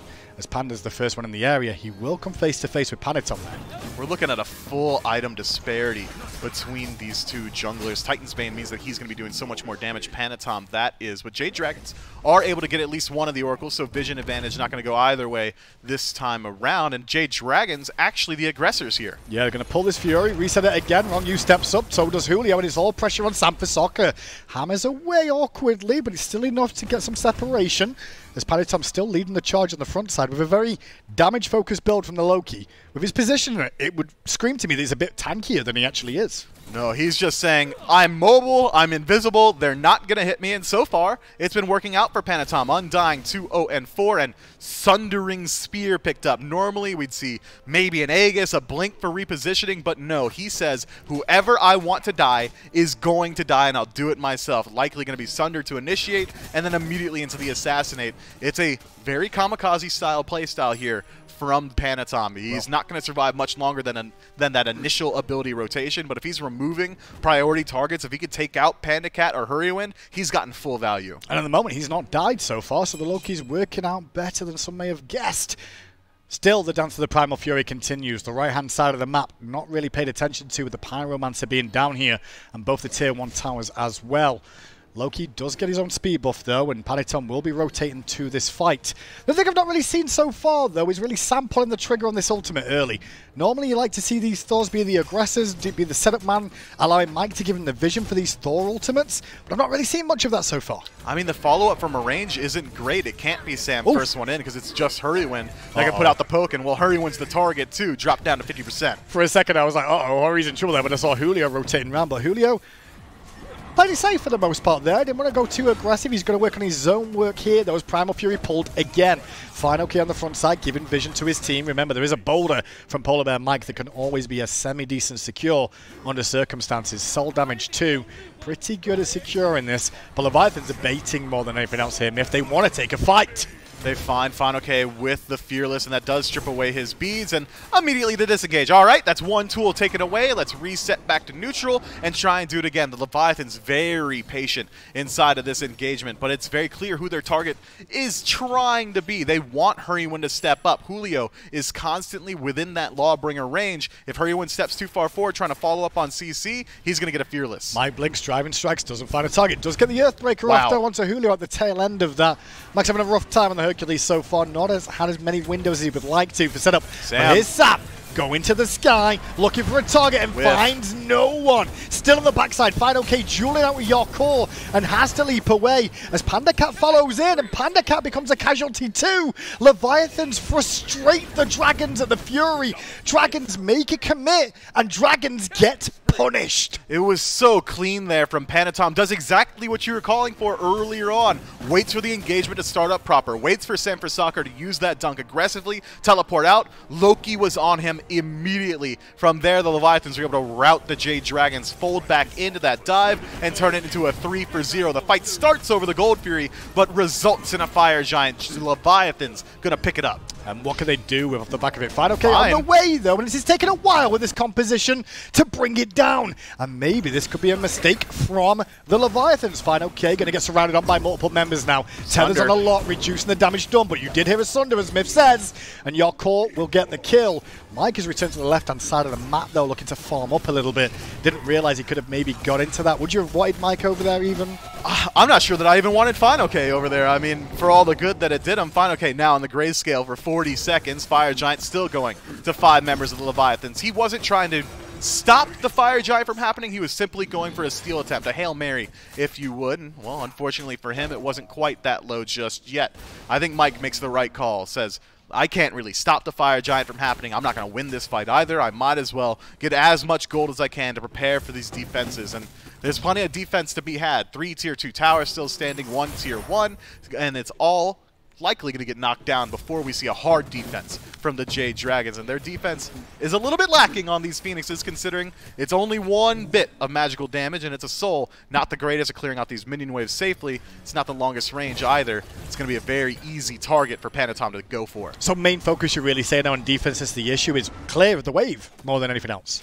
Clearing the wave and keeping them outside of Phoenix range. I think what we're going to see from the Jade Dragons is once the Leviathans tee up as 5 members on that Phoenix line, we're going to see an all-in attempt from the Chaos team. Blink in from PBM, Rocket in from PandaCat, see if maybe they can shut down the Leviathans on that initial engagement. If they don't win out there, well, their defense kind of folds after that. No real surprises that this has gone 3 games, though, between these two, especially on the first time all of them are playing competitively on the new mid-season update. Right now, though, Leviathan's looking in the commanding position, tier 2 tower on the left-hand side. And I'll still say it, I still think Dragons won in terms of draft, but in terms of execution so far, it's been all Leviathans. Frenzy popped early by Leviathans here. And they're burning down that Phoenix. Nobody from the Jade Dragons in range to put up a defense, and it is gone before anyone even noticed. Does he go on him here? Sanfasokka's in the sky, dunks on down. Won't find the target he was after, or rather just plays it defensively. Driving strike from Mike on Rongyu forces Rongyu to leap away. The follow-up damage from the ultimate from Horiwin just wasn't there in time, as now Sanfasokka's Thunder crashed onto by Shinto, giving Paniton the kill. And Shinto gets another there on the tail end. Driving strike from Mike to peel the carries away from Leviathans, but it comes at his own life. And Leviathans are looking to close out the game 16-2 here. But there's still 2 carries alive, Breznov and Huriwin. Tyler trying to do his best, but the Titans burning fast, and Leviathans aren't going for their signature play, or maybe they are. They do want to get a little of these BM kills. But if they can get the kills, it pads the stats and makes them feel better, but Panda will at least take out Rongyu for these indiscretions as Leviathans take the first set of week 2, 2-1 over the Dragons. Are you surprised? I'm not overly surprised. I thought maybe there was going to be a little bit more of a wind-up here from the Leviathans trying to figure out what to do in the meta, but it really comes down to that last Phoenix defense from the Jade Dragons. They were too slow getting back to base, and we did eventually see that all-in commitment that I thought we were, but it was after the Phoenix had already died. Need to see a little bit more of a quick reactions on the defense from the Dragons. Not a good performance on good day at the office, I should say, from the Dragons. They'll be back to the drawing board for their next couple of sets coming up. Leviathans fans, though, must be pretty confident. That was a good victory for them here today in the opening weekend, and we've still got a huge match to follow. Stay tuned for the Bolts up against the Kings. Hold on. Look at Julio. He doesn't want to finish off the other kill. He wants more of the back. Right now, he's going to do it to him. Gets Paul, needs the cooldown. Julio nearly got the double on the back end. This man is nuts. 202 on the tier out of the solo.